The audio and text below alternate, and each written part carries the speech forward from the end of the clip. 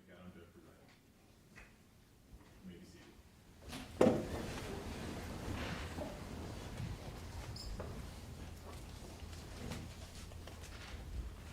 All right, let's go on the record. The people of the state of California versus Carlos Dominguez. This is case CR 2023-1391. We have prosecutors Demora and Vanderhook, defense attorney Hutchinson. We have the defendant, Carlos Dominguez, present. We have 17 members of our jury present on this Monday, first Monday of June. It's great to see everybody this morning, and we've got a full day of evidence for you. So thank you for your service today, and let's just go ahead and get started. We're in the defense case in chief, and Mr. Hutchinson, do you have a witness you'd like to call? I do. The defense calls Carlos Dominguez. Okay, Mr. Dominguez, good morning to you. Good morning. If I can have you stand at the podium. You've seen this routine. I'm going to ask the clerk to administer an oath to you. After you take the oath, and we'll have you sit in the witness stand. Okay. Two lawyers to ask questions. Okay. Please raise your right hand. You do solemnly swear the testimony you're about to give and the cause not be before the court shall be the truth, the whole truth, and nothing but the truth? I do. Thank you. Please be seated.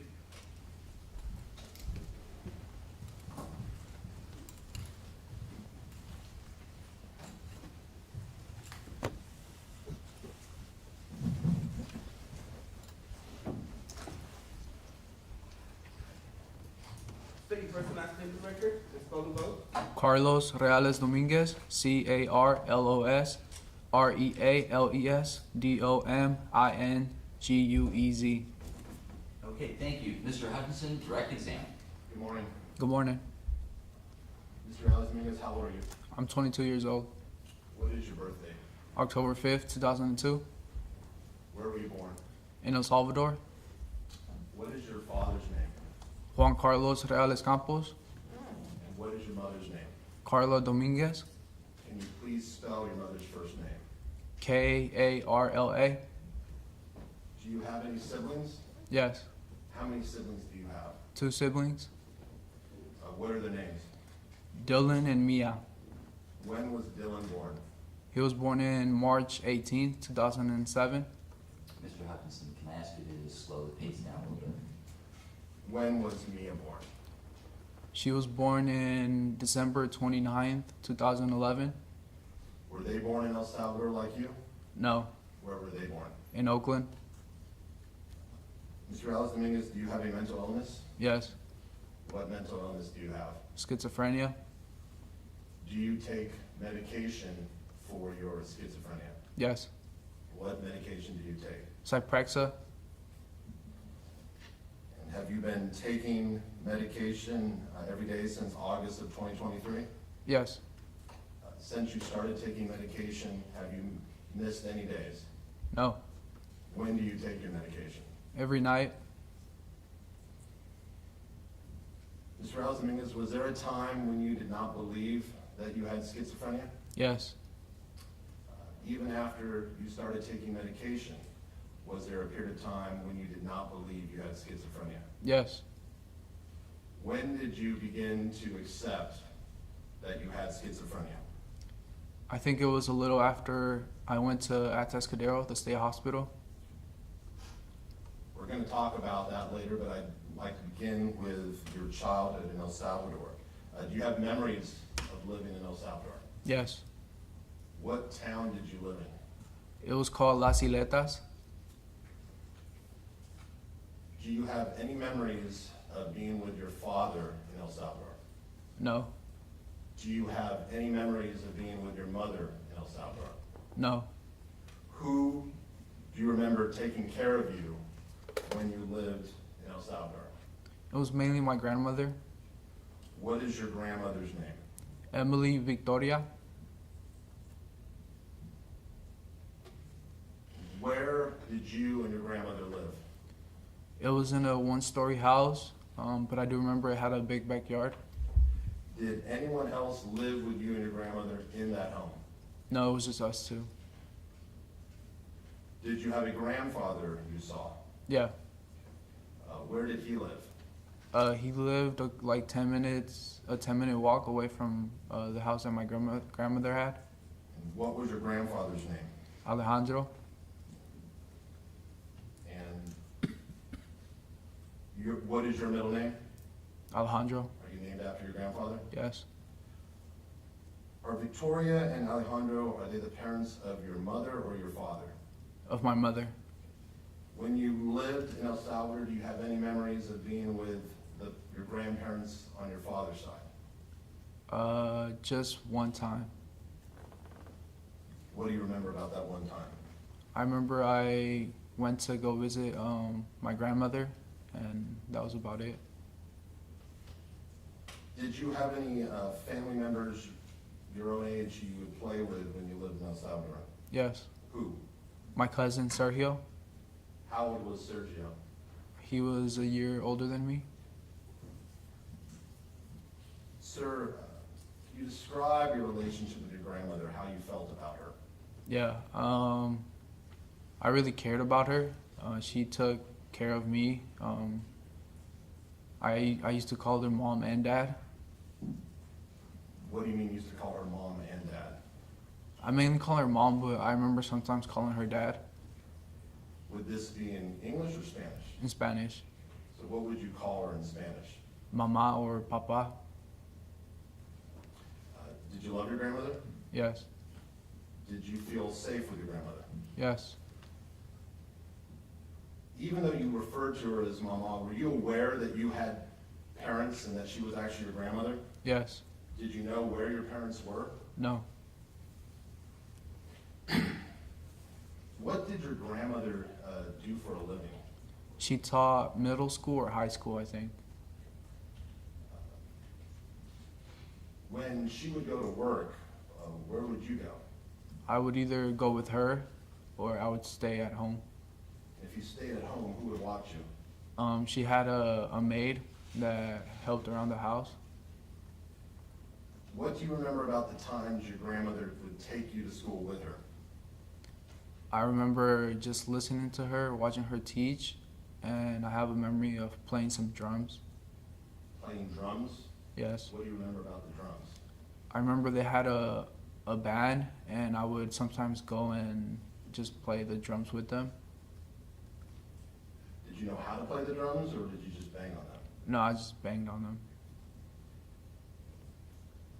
On the occasions when your grandmother left you at home with the maid, would you be with the maid all day? Yeah. Do you remember the maid's name? No. Was it a man or a woman? It was a woman.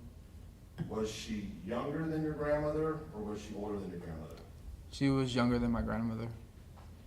At any point when you were alone with the maid, did she do anything inappropriate to you? Yes. What did she do?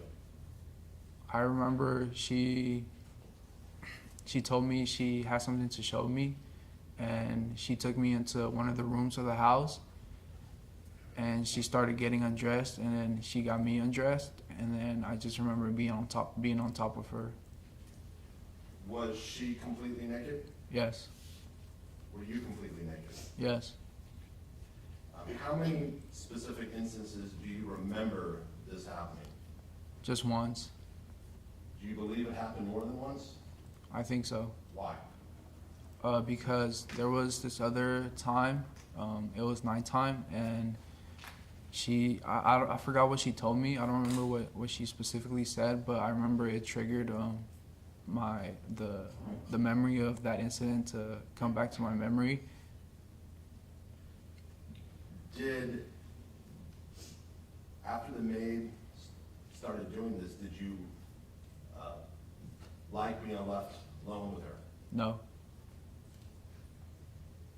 Do you recall if you ever told your grandmother what the maid was doing? No, I don't recall. Do you know if your grandmother ever discovered what the maid was doing? No. At some point, did the maid stop working? Yes. What do you remember about that? I just remember she wasn't around anymore. Did you attend any school in El Salvador? Yes. What grade did you attend in El Salvador? I attended kindergarten. Do you have any memories of attending kindergarten in El Salvador? Yes. What do you remember? I remember one time we were in the classroom playing with Play-Doh, and another time, I think it was for recess, I was tying my shoe.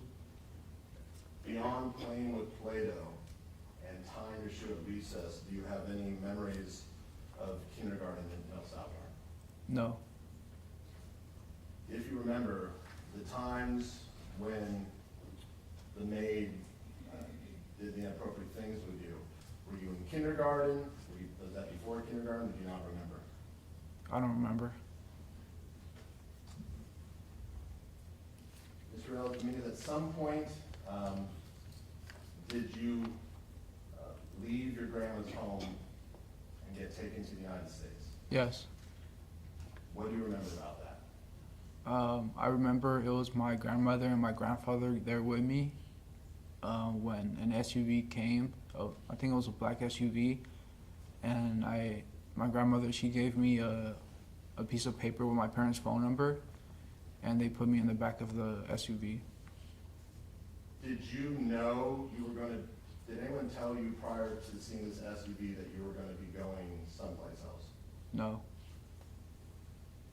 Who was there when this SUV came? it was my grandmother and my grandfather. What do you remember about that encounter when the SUV comes and you're there with your grandmother and your grandfather, after your grandmother gives you the phone numbers with your parents? I also remember I had a collage book that I drew and colored in, and I gave it to my grandfather. A collage book? Yeah, Why did you give the collage book to your grandfather? I guess it was something that I had that I wanted to give to him so he could like have a memory of me. And did you give that collage book to your grandfather? Yes, Do you remember getting in the SUV? yes. And what do you remember then? And then I remember being on the road for a few hours, Let me and stop you there. After you pulled away in the SUV, was that the last time you saw your grandfather in person? yes, Who else was in the SUV with you? it was just me. Do you have any memory of the person who was driving? No. So you remember being on the road for a few hours. What do you remember then? Yeah, then I remember being with a group of people. I think it was about 10 to 15 people. And where do you remember being with these people?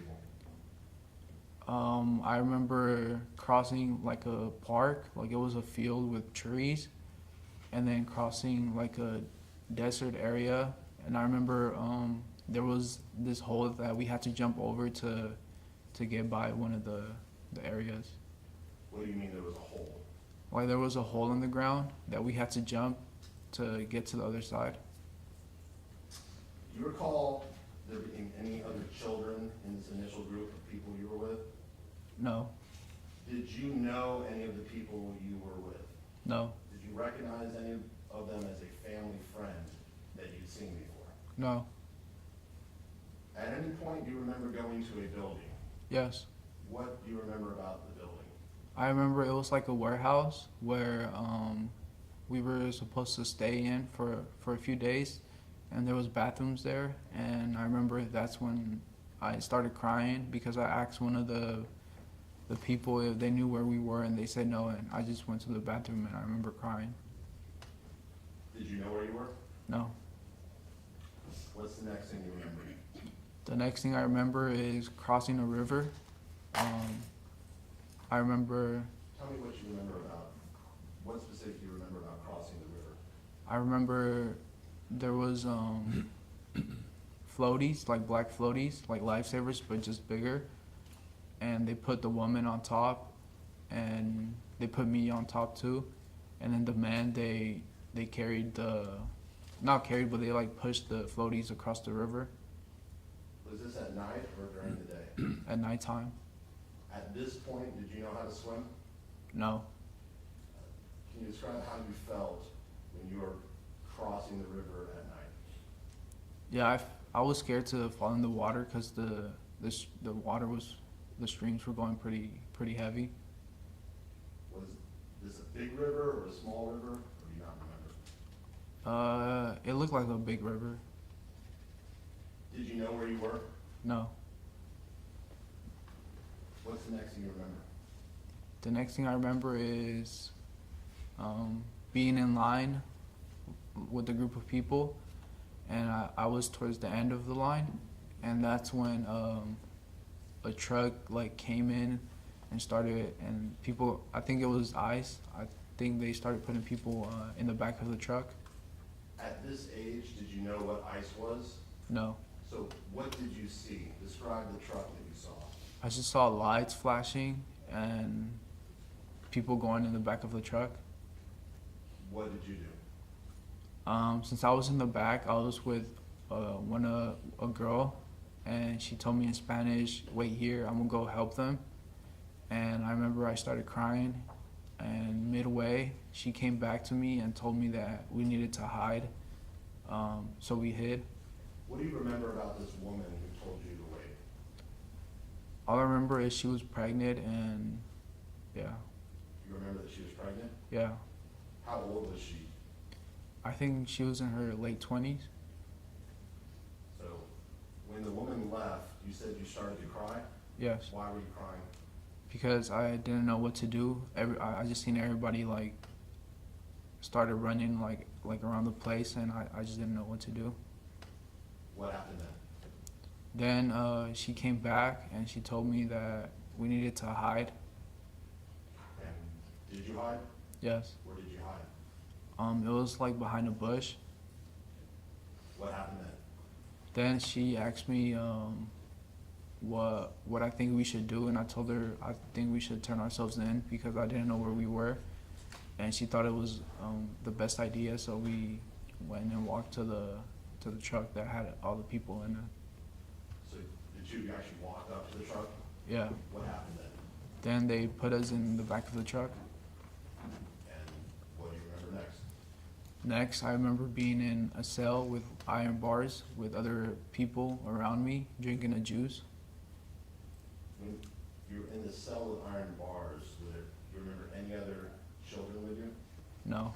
Was the woman who was pregnant who had helped you, was she with you in the room with iron bars? Yes. You said you remember drinking a juice. Is there anything specific about that juice that you remember? I remember it was shaped like a barrel, and it was like a pretty small juice. What else do you remember about being in that room with the iron bars? I remember being there for a few days, maybe like 10 days. How did you feel while you were in the room with the iron bars? I was confused because they didn't really tell us like what was going to happen, so I was just there, just confused. At some point, did they move you to a different location? Yes.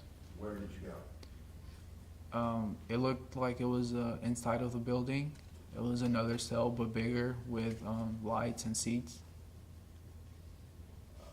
How was it different than the previous place with the iron bars? It had a door, and they had seats where you could sit down.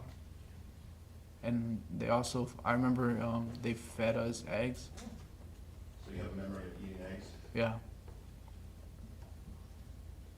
What else do you remember happening when you were in this new building with lights? That's when I remember contacting my parents, or they helped me contact my parents. I gave them the piece of paper, and they called the phone number that was there.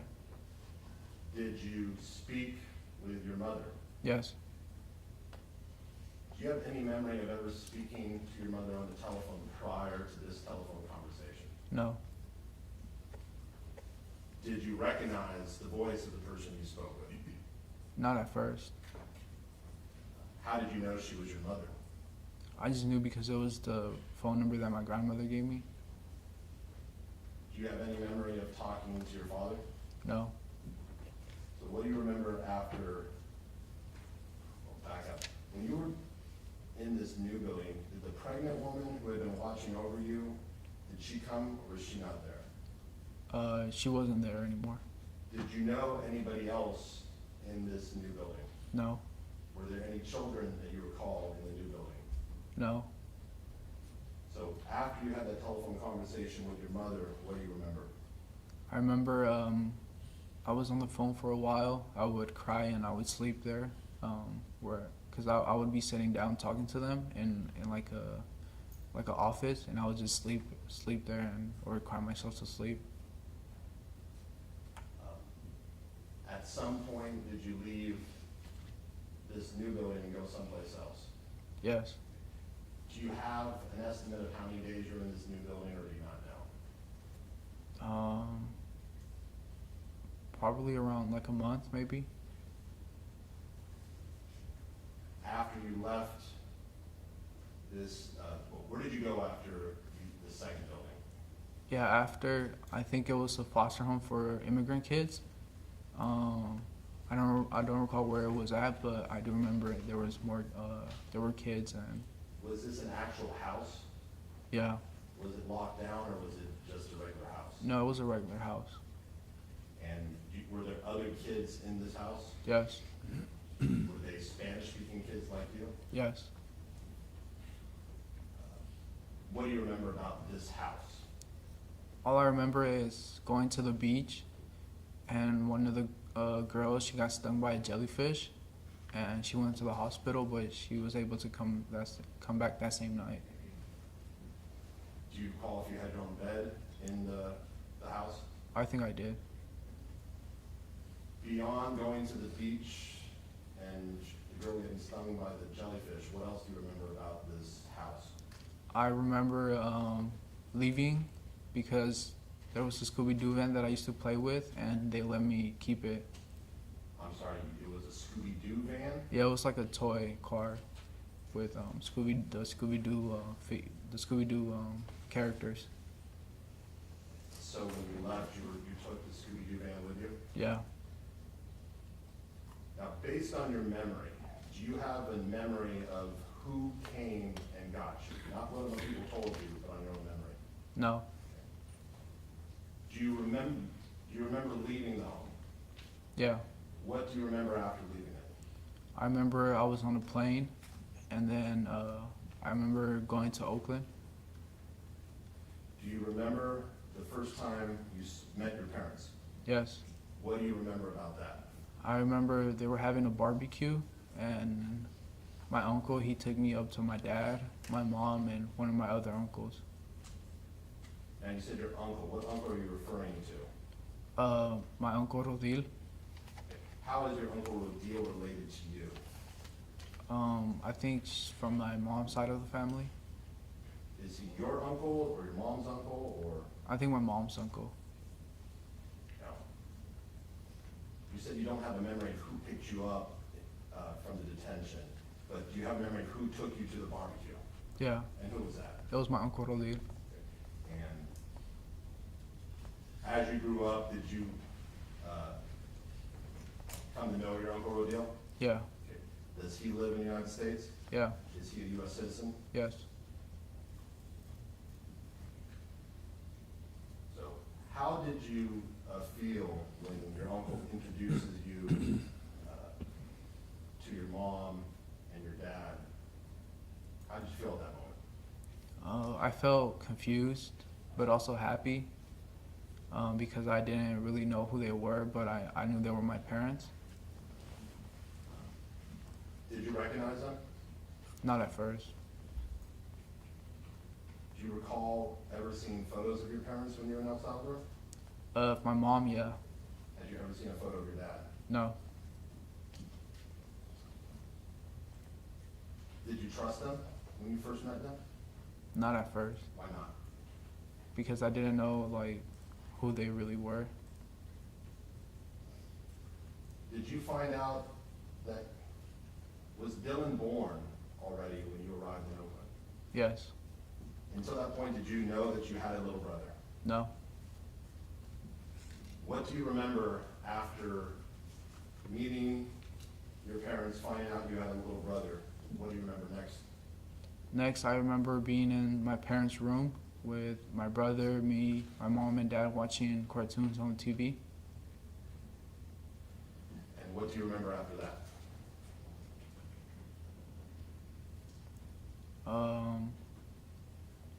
Then I think my grandmother, she flew to the U.S. to be with us for a bit.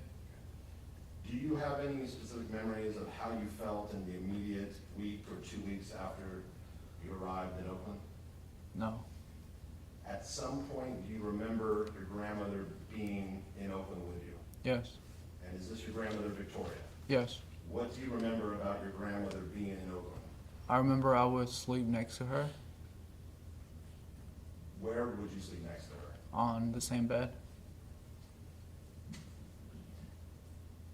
Had you slept in the same bed with her in El Salvador, or had you had your own bed?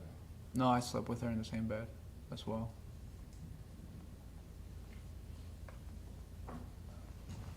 Was it just, when your grandmother was in Oakland, was it just one night you slept with her in the same bed, or was it multiple nights? No, it was multiple nights. At some point, do you recall your grandmother leaving? Yes. What do you remember about that? I remember we took her to the airport so she could get on a plane and come back to El Salvador. Do you recall how you felt when your grandmother left? I was sad because she was leaving. Yeah. Was that the last time, after you saw her at the airport, have you ever seen your grandmother in person again? No.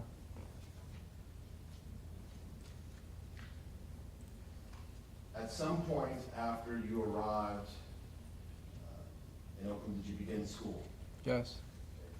Where did you begin school at? I went to elementary school called Markham. Markham Elementary School? Yeah. Where is Markham Elementary School located? It's in Oakland.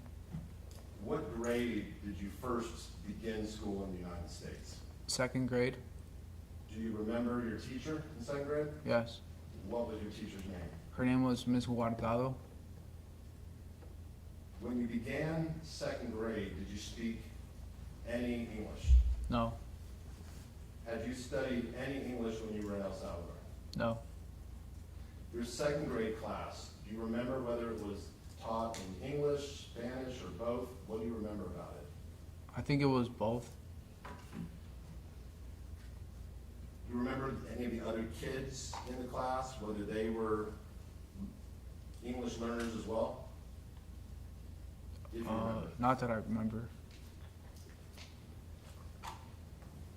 Do you remember your 3rd grade year? Yes. Where was your 3rd grade year at? In Markham Elementary School. Do you remember who your teacher was? Yes. What was your teacher's name? Miss Foyle. Do you remember if your 3rd grade class was taught in English or Spanish? It was taught in English. Was it taught entirely in English? Yes. By the start of your 3rd grade year, do you recall to what extent you had developed your English skills? It wasn't fluent, but I was able to understand it. Did you stay at Markham Elementary School for your 4th grade year? No, I switched schools. Where did you go to? I went to New Highland Academy And where is New Highland Academy located? in Oakland Why did you go to New Highland Academy?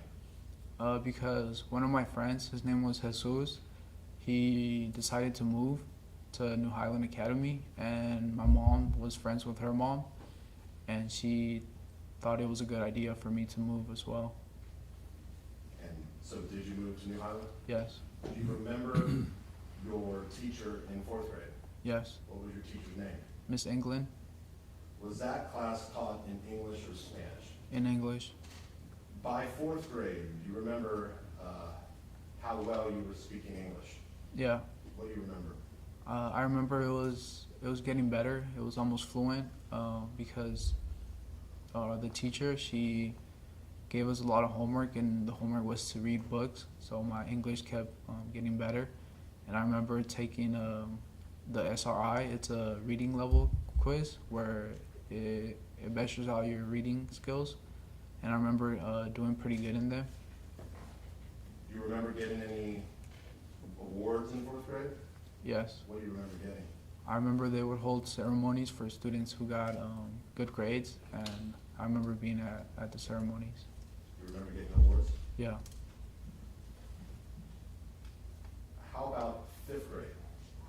Where did you attend 5th grade at? The same school, New Highland Academy. And you recall your teacher was in 5th Yes. And what was your teacher's name? Ms. Simon or Miss Simmons? By fifth grade, were you completely fluent in English?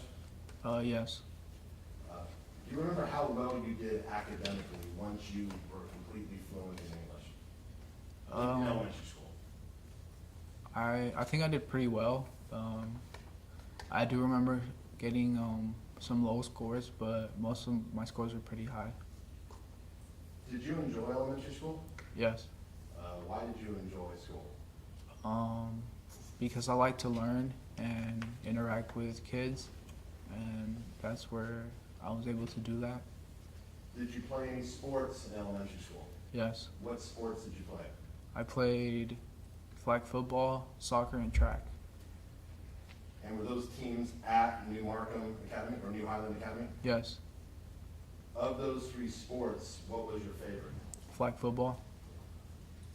Why was flag football your favorite? Because, or to me, it felt like there was more competition in it, and I remember having more fun in it than the rest of the sports.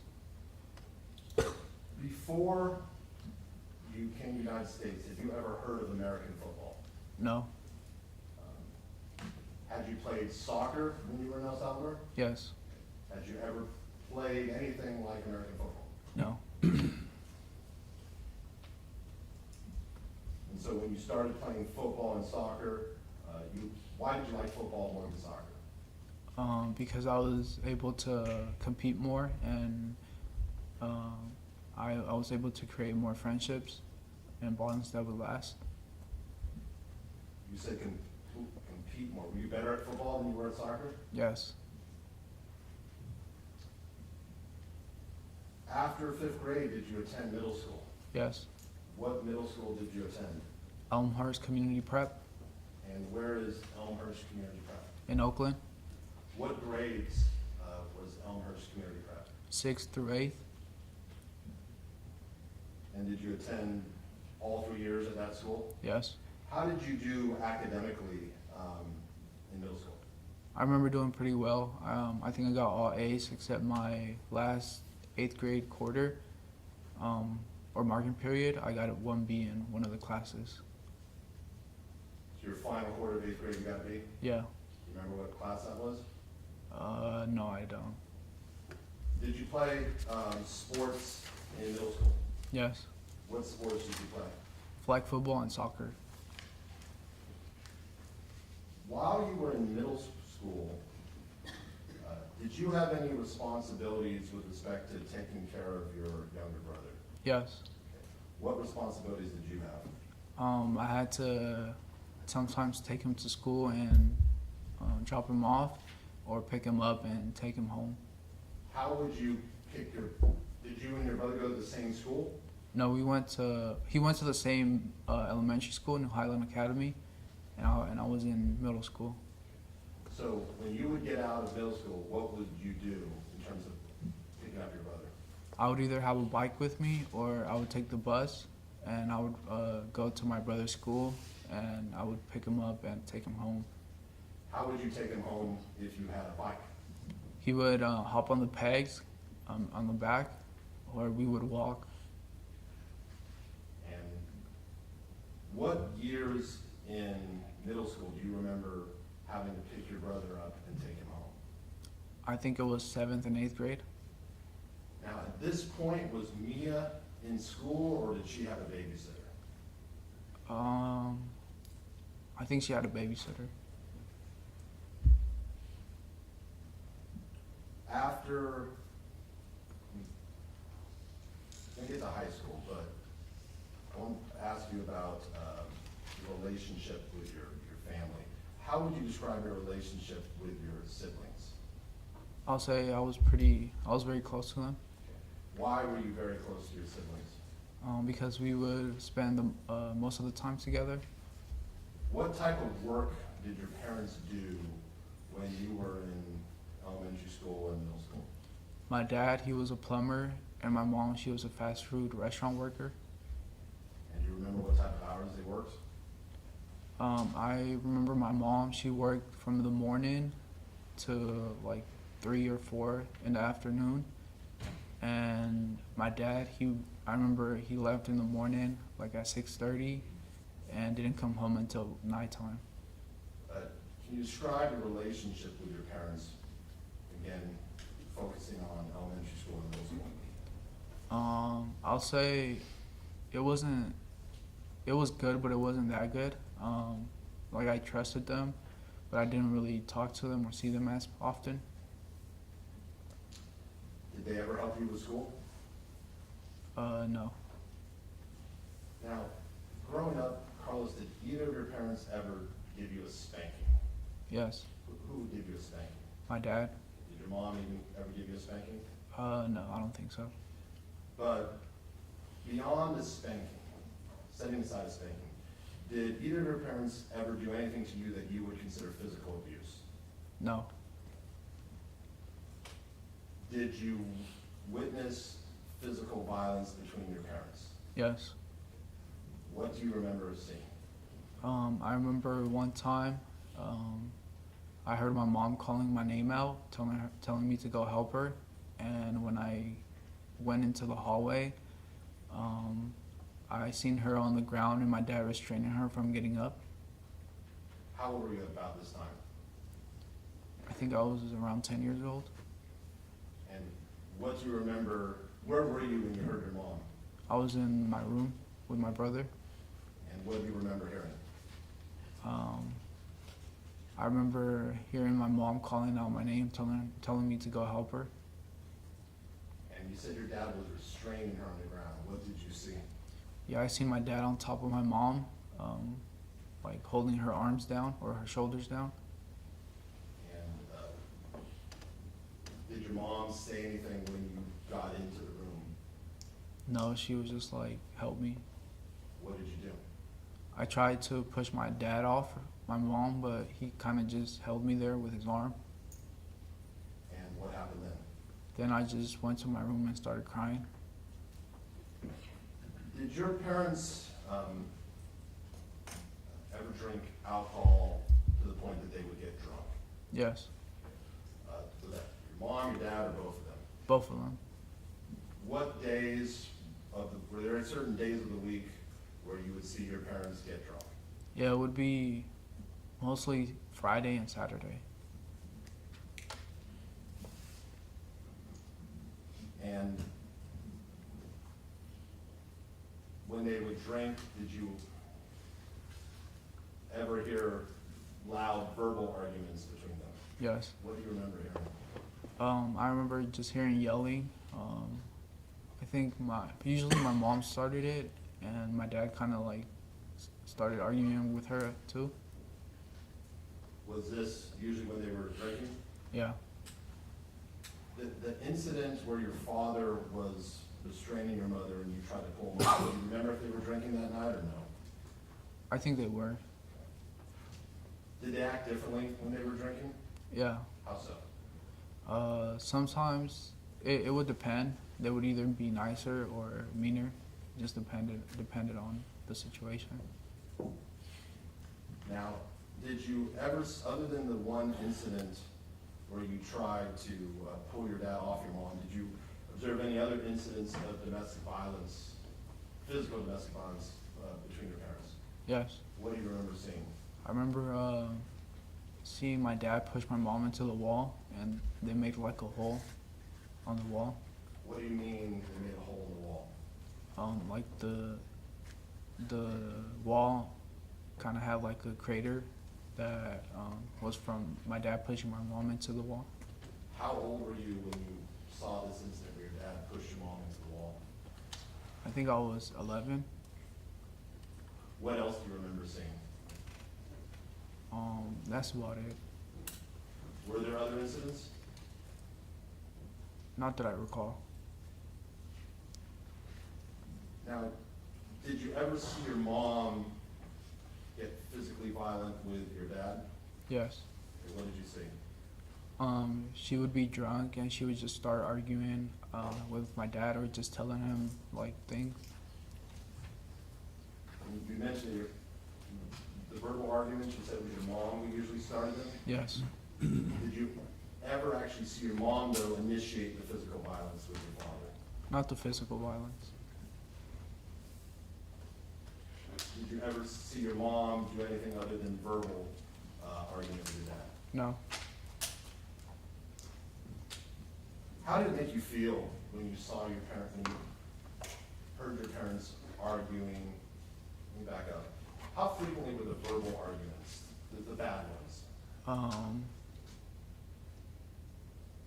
They were pretty frequently. Not every time they got drunk, but most of the time they got drunk. And would they usually get drunk every week? Yeah. How did you feel when you would be in the house and you'd hear your parents having these drunk arguments? I remember feeling scared when me and my brother, we would just go into our rooms and or into our room, and we would either like play together, like with the toys that we had, or we would just sit there and listen. Other than the one time you tried to pull your dad off your mother, did you ever intervene, or would you just sit in your room and listen? I would just sit in my room and listen. At some point, Mr. Dominguez, did you start high school? Yes. Do you recall what year you started high school? Yes. What was it? 2016. It would be the fall of 2016? Yes. And what high school did you attend? Castlemont High School Where is Castlemont High School? in Oakland. Mr. Dominguez, can you spell Castlemont for us? Yeah. CASTLEMONT. And does Castlemont have a mascot? Yes. What is the mascot? They're the Knights. Okay, the Knights, as in K-N-I, G-H-T-S, like Knights in Shining Armor. Yeah. Did you play any sports when you were at Castlemont High School? Yes. Let's start with your freshman year. What teams did you participate in your freshman year at Castlemont High School? I played tackle football and track. And for football, did you play varsity or junior varsity? Varsity. Did Castlemont have a junior varsity football team? Yes. So you made varsity as a freshman. Yes. And you said you also did track? Yeah. Did you try any other sports your freshman year? I tried wrestling, but since I had a fractured thumb, it was already healed, but I couldn't really grapple as well, so I decided to not play or do wrestling. Where did you get the fractured thumb from? It was for our Kings Academies game. I remember rushing in to get the quarterback or blitzing, and I fell to the ground and I put my hand out, and I kind of just fractured my thumb when I landed on my hand. How did we heard your sister talk about how your football team did. Yeah. Do you recall what your record was your freshman year? Freshman year, I think we went 6-6. Now, did you make it to the championship game? Yes. How'd you do in the champ? Is this the Oakland section champion? Yeah. How'd you guys do? I think we did bad. I think we got blown out by McClymonds. Even though you went 6-6, did you have some close games that year? Yes. You recall any of them? I remember Yuba City and Kings Academy. They were like a touchdown or like a couple points away. So did you enjoy playing varsity football? Yeah. What did you like about varsity football? I like to play defense. I played strong safety and cornerback, and I remember having a good relationship with the players there. Did you play any sports your sophomore year? Yes. What sports did you play? I played football, track, and I tried basketball, but I didn't play basketball. You tried basketball? Did you go out for the team? Yeah. But were you cut, or did you decide basketball wasn't for you? I decided that it wasn't for me. Did you play varsity football again? Yes. How did you guys do your sophomore year? I think that year, we lost every game. Did you still have fun playing? Yeah. Even though you lost every game? Yes. Going to your junior year, what sports did you play? I played football, soccer, and track. Now, track, was it varsity all 4 years that you did track? I don't think we had a varsity or JV. It was just like we did our own like meets. Understand. When you went out for soccer, was that varsity or JV your junior year? For varsity. What made you decide to go out for soccer again, having not played your freshman and sophomore year? One of my friends, his name was Juan.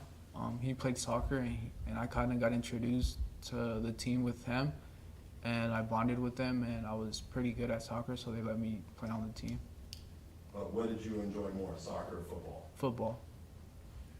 How did you guys, your football team, do your junior year? We didn't do that bad. I think we went 4-7. Going to your senior year, what sports did you play? I played football, track, soccer, and swimming. Now, how were you able to do both track and sport? Are track and swimming in the same season, spring? Yeah. How were you able to do both track and swimming? So I would mainly go to the track practices, but sometimes they would work out together. And also, I was a good swimmer, so they kind of just let me participate in the meets. You said you were a good swimmer. After you came to the United States, did you learn to swim? Yes. Did Castlemont have a very good swim team? No. We only had like 3 players. So you didn't have to come to practice as long as you showed up to the meets? Yeah. How'd you guys do in the swim meets? I remember we didn't do that good. I was able to swim, but I wasn't a fast swimmer. So like my times weren't that good. How did your football team do your senior year? Yeah, I think we won 1 game. I think we went 1-9. You remember who you beat? Fremont.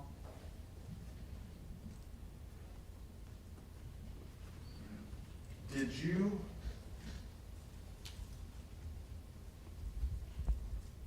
obviously played a lot of sports. Yeah. Why did you play so many sports? I just like to be active and interact and compete with other kids.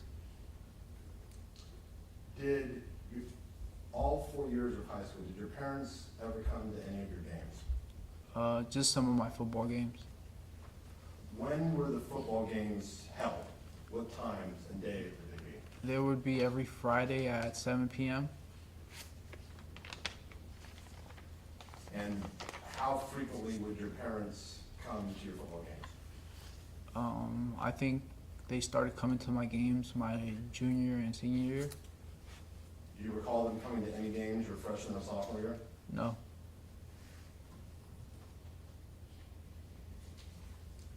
Did you play about usually a 10-game schedule in addition to playoffs? Yeah. How many games your junior and senior did your parents come to? Like 5 or 6. Total? Yeah.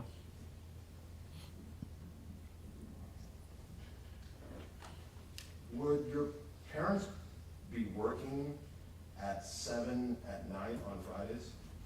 My dad would, but my mom, she would be at home. Did your dad always work at 7, or did he have some Fridays off? I think he came home early sometimes. Did it bother you? Well, back up. Were there teammates who had parents who came to every game? Yes. Did it bother you that your parents didn't come to your games? Sometimes when they were able to, but they didn't. What do you mean when they were able to but they didn't? Like, they would be home early and they wouldn't have really nothing to do, but they would just stay at home instead of coming to my games.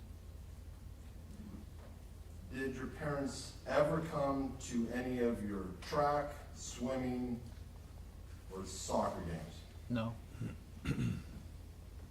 How would you get home on Friday nights after the football games when your parents weren't there?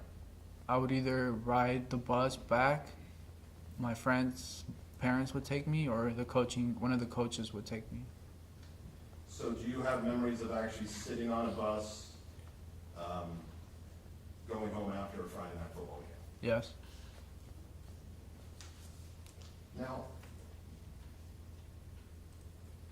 During your time in high school, did you have any responsibilities with respect to watching your sister? Yes. Okay, what responsibilities did you have? I would walk her to school, and I would walk her back home from after school. Now, how were you able to walk her home after school when you had practice year-round? Yeah, so I had like an hour in between before practice started. And so I would either ride my bike or I would take the bus to her school, and I would take her back to the house, and then I would ride the bus back or ride my bike back to campus. So, in the hour before practice started, you would go to get your sister and then take her home? Yes. And who would be home when you got there? My brother.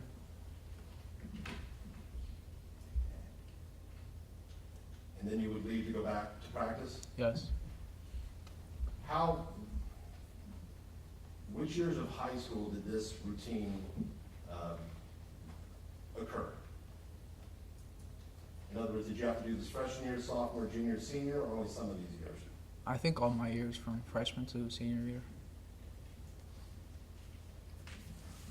Was it important to you to make sure that you were there to walk your sister home?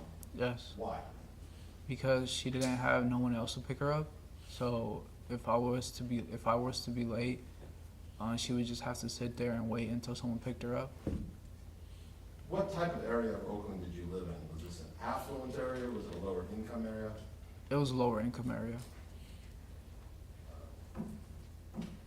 Would you have been concerned of your sister trying to walk home by herself? Yes.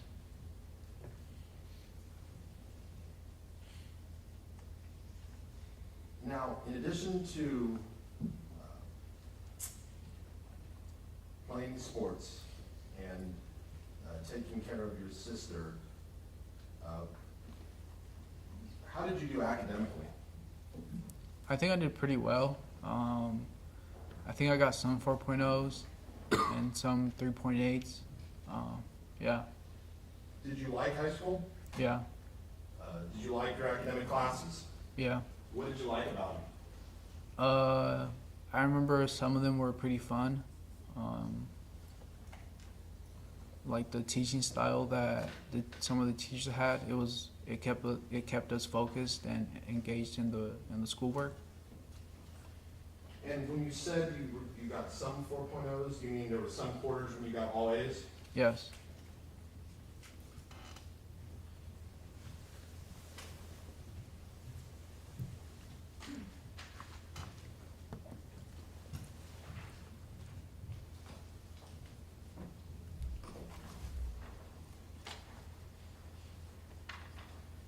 I'd like to show you what's been marked as Defendant's Exhibit TT. Take a look at it and read through it and then let me know when you're done. Okay.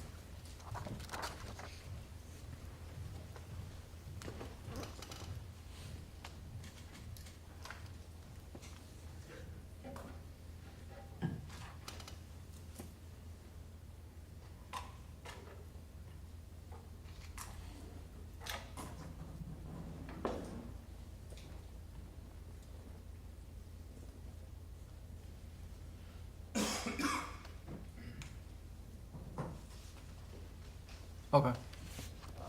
Mr. Rouse, if you recognize what that exhibit is, Yes. what is it? It's my high school transcript. And you recognize the classes and grades listed for those classes in that transcript? Yes. And is that an accurate record of the grades you received in your classes at Castleton High School? Yes. Under permission to publish. Okay.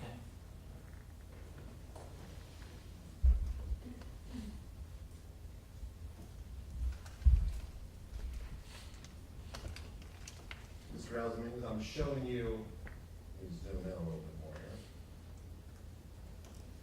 Showing you what's been marked Defense Exhibit TT. Let's begin with your fall semester in 2016, 2017. Are those your grades? Yes. So it looks like you got all A's except for a B in art and a B plus in, what is that class? I think it was urban ecology.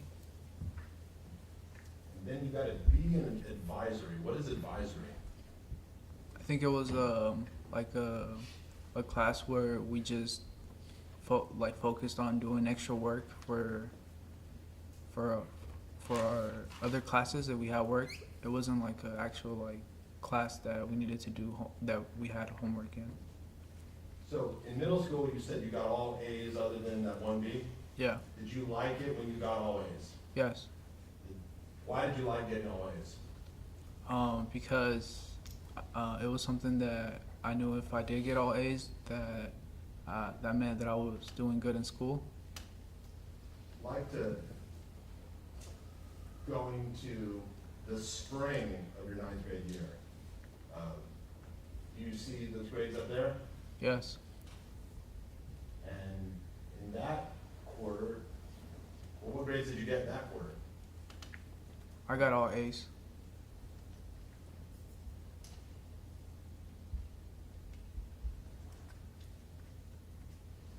And did you do any sort of internships when you were in high school? Yes. We see here there's something indicated a pathway internship. You recall what that was? Yeah, I think that was one of the internships that was held at school every Tuesday and Thursday, I believe. It would be after school. And what did that internship entail? So it was like we built different types of like I don't know how it would be like different types of cars or like little like buildings that we would test out to see if they would work through certain things. Did you recall participating in any other internships throughout your high school career? Yes. What do you recall? I remember doing 2 other internships. One was called MIMS, and the other one was at a dental clinic. Now, during your freshman year, did you run for class office of any kind? Yes. What did you run for? I run for treasurer. Did you have to do some sort of campaign? Yeah. Was there an election? Yeah. What was the outcome of the election? I was held as treasurer for the 9th grade year. What responsibilities did you have as the 9th grade treasurer? So I remember one of the responsibilities was hosting the end of the year party, where we would bring like food trucks, with jumpers, or with obstacle courses, and I was the one like trying to pick out which like certain food trucks and which certain obstacle course they would be at school. I'd like to direct your attention now to your sophomore year. You see down here it's fall 2017, 2018. Yeah. Looks like you have 3 A's and then a C in English 2P. Yeah. Do you remember what happened that caused you to get a C in English 2 during the first quarter of your sophomore year? Yeah, so I would sometimes, that would be my morning class, my first period class, and I would sometimes come late and miss some of the work because I had to drop my brother or my sister off at school. So, did that impact your grade that you were late? Yeah. Going to your spring semester, what did you do then? How did your grades turn out? I got all A's. Do you remember what changes you made so you weren't missing your first period class? I think I was still missing it, but I wouldn't be that late. Like, I would be like 10 or 15 minutes late. Did you ever discuss with your parents the fact that you were late for school because you had to drop your siblings off instead of them? No.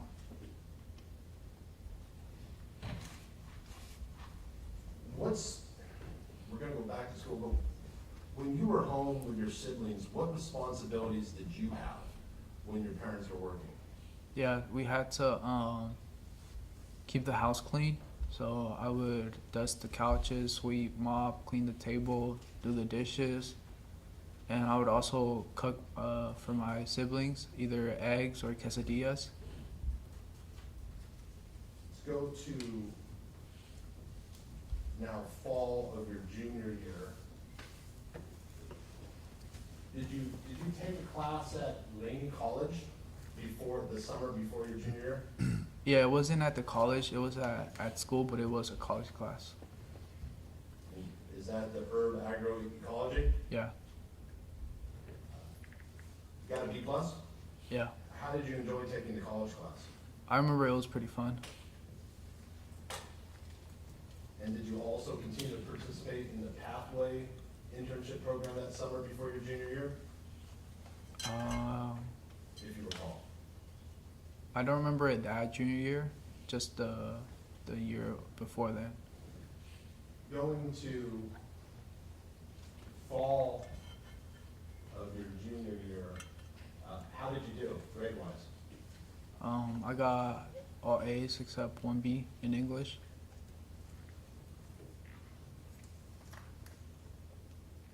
And then going to your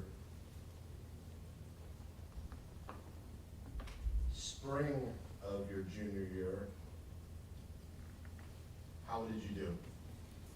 I got, I think, 2 B's, 1 C, and the rest A's. What happened in U.S. history that you got to see?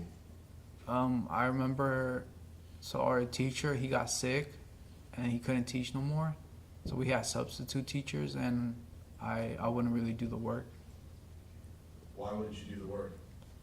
I kind of just, like, after he left, like, it would just be book work, and I wouldn't really find that interesting, so I didn't really do it.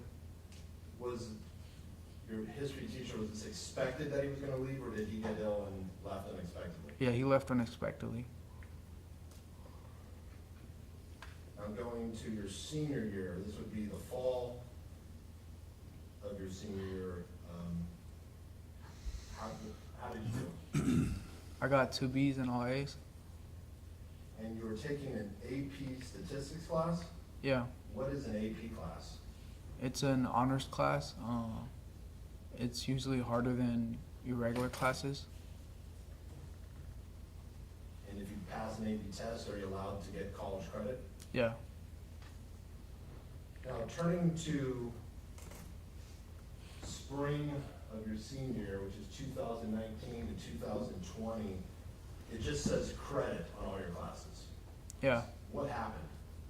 That's when COVID hit and everything went online. Tell us how COVID impacted the spring of your senior year. Yeah, so everything got cut off. I remember trying to do school online, but the teachers didn't really have everything worked out, so it wouldn't be that much work. And I do remember our prom and our graduation got canceled. For our graduation, they just played the pictures of the students graduating in a YouTube clip, and yeah.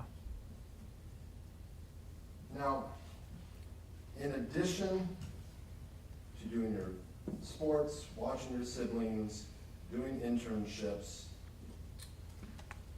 and your studies, did you start a YouTube channel in high school? Yes. When did you start your YouTube channel? I think my junior year. Okay. And why did you want to start a YouTube channel? Yeah, so I would watch a lot of YouTube, and I think I just got the idea from other YouTubers to start a YouTube channel. And we saw a clip of you on a YouTube video. Do you remember that video? Yeah. Is that video an accurate depiction of your personality in high school? Yes. Were you outgoing? Yes. Did you laugh a lot? Yes. Did you have a lot of friends? Yes. We heard your sister describe a couple YouTube videos. Do you recall the one where she picked out disgusting food? Yes. What do you remember about that? Yeah, I remember I had my brother and my sister choose whatever they wanted to mix so that I would eat. And yeah, I remember my sister, I think she did onions with orange peels and milk. And I recorded myself eating it, but I didn't eat everything, I just ate a little bit, and yeah, How did onions, orange peels, and milk taste? not good. What, did you film your reaction? Yeah, And what was your reaction? I think I gagged, I almost threw up, but yeah. Did your sister think that was funny? Yeah, she started laughing. Now, Mr. Dominguez, were there some other YouTube videos that you did with your friends that in retrospect would be considered really stupid? Yes, I'll say so. Okay. Do you recall a video titled Keyboard Slapping at Yes, school? yes. What do you remember about keyboard slapping at school? Yeah, so it was a planned YouTube video with What do you me, mean by a planned YouTube video? like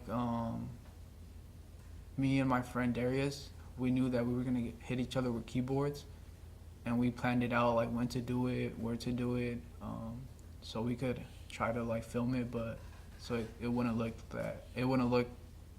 that it was planned. Okay. So by keyboard, who was Darius? He was one of my best friends. He played football with me. And when you said you and Darius planned to hit each other with keyboards, what exactly did you mean? Yeah, so I ordered plastic keyboards from Google, I think, and we decided that we were gonna break the keyboards on our heads. Like we would like try like hit each other with them, but it would be like at random times. We each had a certain amount of keyboards, and we would hit each other at random times. Now, did part of this video include you and Darius just sitting in front of the camera, taking turns hitting each other with keyboards? Yes. At some point, did you and Darius plan an incident to film at school of you hitting each other with keyboards? Yes. Explain what you did. Yeah, so I think we decided to do it right before lunchtime. So when we got out of class, I started walking and looking for Darius, and I had a keyboard, and I think I had one of my other friends record. And Now, did you do this to make it look like Darius was just an innocent person walking by? yes. Okay. So what did you do then? Yeah, then when I found him, I kind of went up to him and smacked him on the head with the keyboard. And what happened then? Yeah, then I remember we said that after I smacked him, it would be his turn to hit me. So I just started walking straight. Let's stop. When you smacked him, what did he do? I think he fell to the ground. And then, what did you do when he fell to the ground? I just started walking the other way.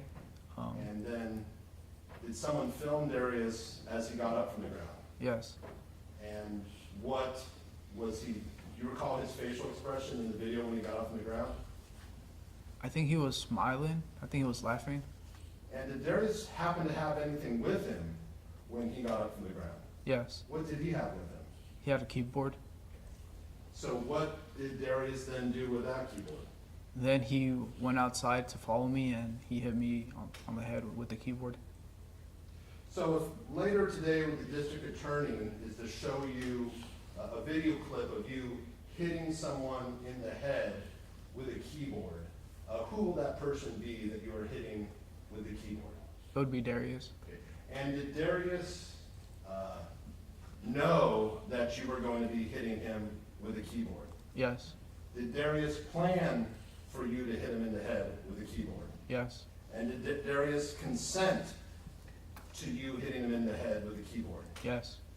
During that video, did you ever hit anyone else in the head with a keyboard who did not consent to it? No. Let's take a break. Thank you. Yeah, thank you, Mr. Hudson. Thank you, Mr. Real Dominguez. Why don't you get up and return to council's table now? Okay. And I'm going to order a 15-minute break for our jury, Three-part admonition at all times, do not discuss the substance, do not form any opinions, do not research, and I'll see you on the other side of our morning break. Thank you, folks. Off record.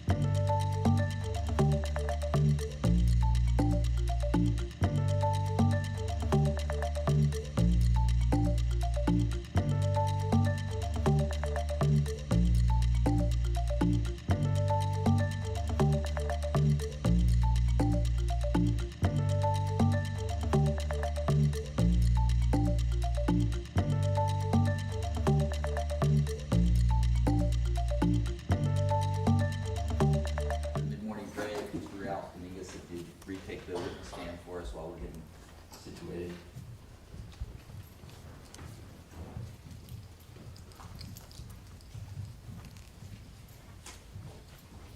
All right, we're on direct examination.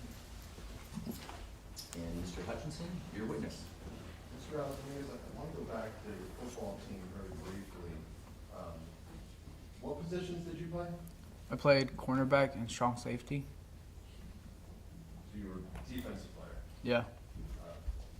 Your sister indicated she had memories of you running with the ball. Did you ever get a chance to play offense?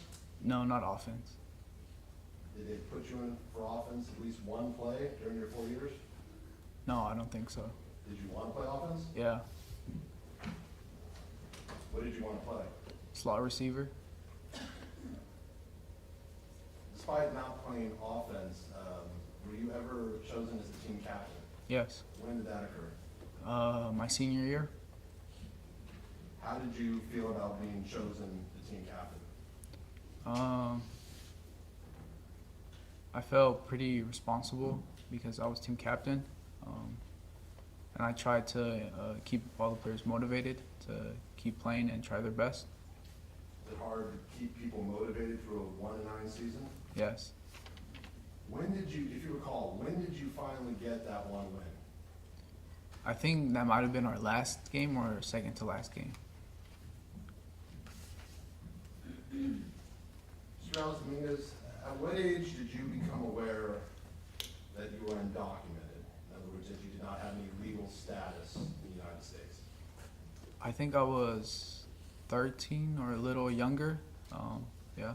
How did you become aware that you were undocumented? Yeah, so my parents tried to get me legal status. We had to go to court for that, and I remember it being unsuccessful. They denied it. How did the fact that you were undocumented, how did that affect how you felt? So that was something that I tried to keep to myself. I didn't really share that until my senior year. Why did you keep your undocumented status to yourself? I didn't know how my friends were going to react to that. Mr. Hutchinson, can I have you just turn that mic for my benefit? Thank you. Thank you.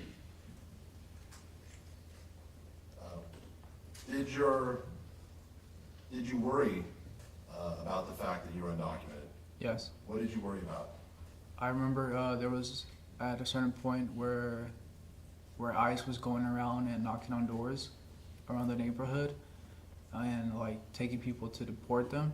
And I remember learning about that in school, and they gave us like a piece of paper to give to ICE if they ever came and knocked at our door. Were you worried about you getting deported? Yes. Were you worried about your parents getting deported? Yes. Were you concerned of your brother and sister being deported? No. Why not? Because they were citizens. Did you want to attend college? Yes. For a time, did you believe your undocumented status would prevent you from attending college? Yes. Did that change at some point? Yes. What happened? Yeah, so my senior year, that's when everybody started like applying for colleges, and everybody started talking about that. And I remember meeting with one of the counselors that helps you through the process of that. And I told her that I was undocumented, and she told me that I was still able to go to school. It would just be a different process for me. Okay. How did you feel when you learned that you could still go to college even though you were undocumented? I was pretty happy. And did this counselor help you with the college application process? Yes. Did this counselor also help you apply for scholarships? Yes. Did you have a dream college where you wanted to go? Yes. What was that? Stanford. What did you think you had the grades to get into Stanford? No. What colleges did you apply to? I applied to UC Davis, UC Santa Barbara, UC Santa Cruz, and UC Berkeley. And which of those four did you get into? I got into all of them except UC Berkeley. Why did you decide to choose Davis over the beach towns of Santa Barbara and Santa Cruz? Yeah, because it was closer to home. I didn't want to leave my family that long. Which members of your family were you concerned about? Mainly my brother and sister. Why? I didn't want to lose the relationships that we had. By the time of your senior year, describe what sort of relationship had developed between you and your siblings. Yeah, we were very close. I remember me and my brother would do a lot of things together. And then me and my sister, we didn't do that much, but we would interact and play together. And when you would watch her, would you be the type of brother who would just sit in your room, or would you interact with her and do games with her? Yeah, I would play games and interact with her. Did this counselor help you apply for scholarships so you could pay for UC Davis? Yes. What scholarships did you apply for? Yeah, I remember one of them was called Cal A. It covered like half of the tuition, and I got accepted to it. And then the rest, the UC Davis gave me a scholarship for the other half. Did you tell your parents that you were applying to college? Not at the beginning. Why not? The conversation didn't really come up, so I didn't really tell them. Did they ever bring it up your senior year, whether you're going to apply to college or anything? No. When you got accepted to UC Davis, did you initially tell your parents you'd been accepted to UC Davis? No, not at first. Okay, why not? Because it wasn't something we talked about, so I thought I didn't really need to tell them until later.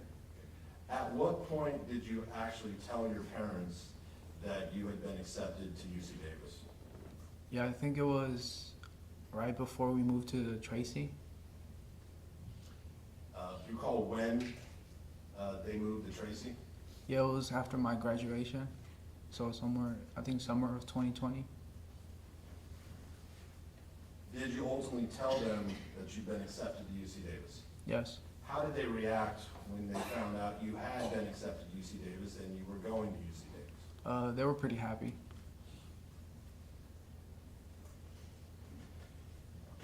Do you remember when you started UC Davis? Yes.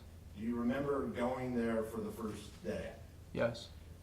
Now, your father said he drove you to UC Davis your first year, is that correct? No, that was my second and third year. Okay. Who took you to UC Davis your first year when you were going to college for the first time? It was me and my cousin Romeo, and I was the one driving. I had a car. You had a car at that time? Yes. What type of car did you have? It was an old car. It was a Scion TC, I think 2004. How did you get the money to buy that Scion TC? Yeah, I got it from scholarships, and I think my mom helped pay for the rest of it. Did you have a driver's license? No. Why not? Because it was harder for me to get one. I needed extra paperwork, and I didn't really have the extra paperwork because I was undocumented. So, did you believe you could still get a license if you were undocumented in California? Yes. Okay, but were there other things you needed to, what documents did you need to provide in order to get a license? Yeah, I think you needed like a residency confirmation, and I didn't really have any of that. So you drove without a license? Yes. What do you remember when you and Romeo you said? Yeah, Romeo. What do you remember about when you and Romeo went to UC Davis for the first time? Yeah, I remember at first he helped me move into the dorms. I think my dorm was called Scrub Oaks, and he just helped me get settled in, and then afterwards we went out to eat at one of the restaurants in downtown Davis. And then, how did Romeo get home? I drove him back, And then I drove back. did you have a car your entire freshman year? Yes, Where did you park it? in the parking garage next to my dorms. this, because this was during COVID, what sort of restrictions did they have on you living in the dorms? Yeah, so we couldn't have anyone besides ourselves in the dorm, and everyone had a it was a single dorm, but it had other it was like for 3 people, 2 people, but you lived in it by yourselves. Were there other people though on the hallway with you? Yes.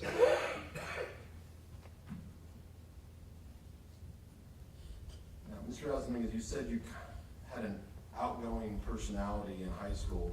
When you started UC Davis, were you a little more shy? Yes. Why? Because of COVID, I didn't really have social interactions with other students, and my skills kind of like went down. So yeah. Who was the first person you remember meeting that became somewhat of a friend at UC Davis? I remember it was my neighbor. He played video games in his computer, and we played video games together. Did you play video games in the same room, or did you have to be in? No, I played in my room and he played in his room, but we would play like together. At that time, were you even allowed to go in another student's dorm room? No. Was that a difficult way to start college? Yes. Did it make it harder to meet people? Yes. And how did you attend classes your freshman quarter? Yeah. So everything was online. It was through Canvas. So what do you mean it was online through Canvas? Explain how that works. Yeah. So it was an online platform where you had all your assignments and the syllabus. Everything was put together in one website, and you would just watch the lectures online, and you would have to do the homework online as well. Where would you watch the lectures from? From Canvas. That would be uploaded to Canvas. Where would you physically be when watching the lectures? The library, your dorm room, where would you be? Mostly at my dorm room. By yourself? Yeah. At some point, did you meet someone over an online class who would become your friend? Yes. Who was that? Nathan Riego de Dios. How did you meet Nathan? Through a Zoom class, online Zoom class. I remember we were having an icebreaker, and I think the question came up of what sports we played or what we did in high school. And I remember him saying that he played football, and he reached out to me on Instagram asking if I wanted to play football, like throw a little ball around. And I remember at first it was kind of hard to like get him to come out because he didn't answer. But then I texted him again if he wanted to throw a football the following day, and he agreed. And that's when we went to the field and do the football around. And did you and Nathan become friends? Yes. What was it about Nathan that caused you two to bond and become friends? I think we had similar interests. I remember we wanted to play for the Aggies team, for the Aggies football team. We went to where they practiced, but to ask if we could try out, but we couldn't find them. And I remember just working out with him at the pavilion, the parking structure. What type of working out would you do?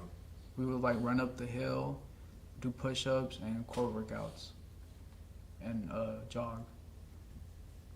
What sort of physical shape were you in at the start of your freshman year? I think I was in good shape. If you remember, what was the heaviest weight you'd ever played football at? Your heaviest point your senior year? I think 170 maybe.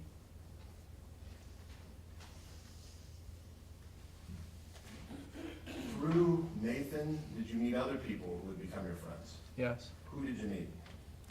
I met Kaylee, Miranda, and Angel.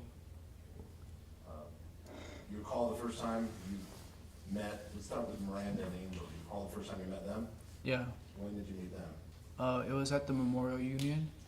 They were all seated at a table bench and doing homework, and I just sat there with them and Nathan. Tell me about the first time you met Kaylee. Yeah, Kaylee.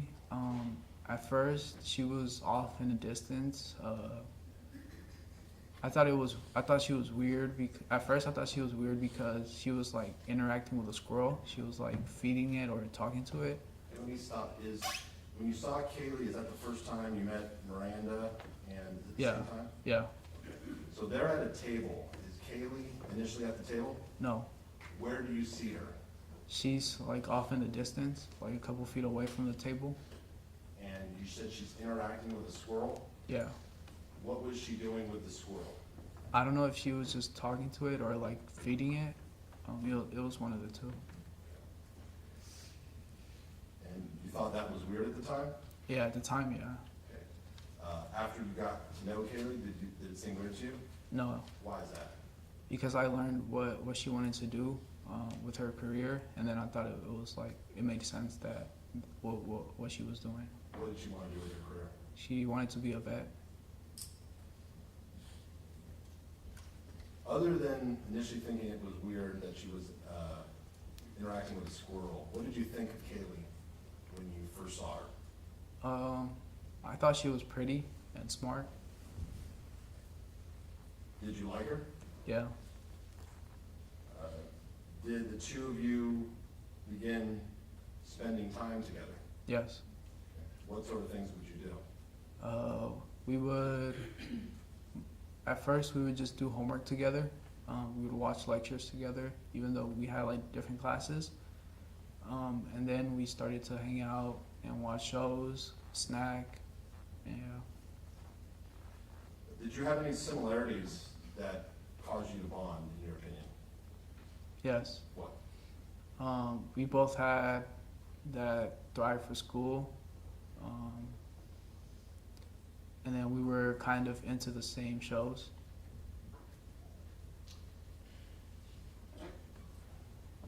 Was Kaylee's family important to her?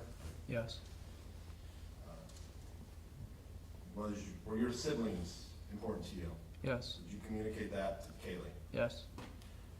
During your freshman year, how often would you check in with your siblings, either by phone or text? It would be pretty often. I would either text them or they would text them and I would answer them. Mr. Dominguez, I want to show you what's been previously marked.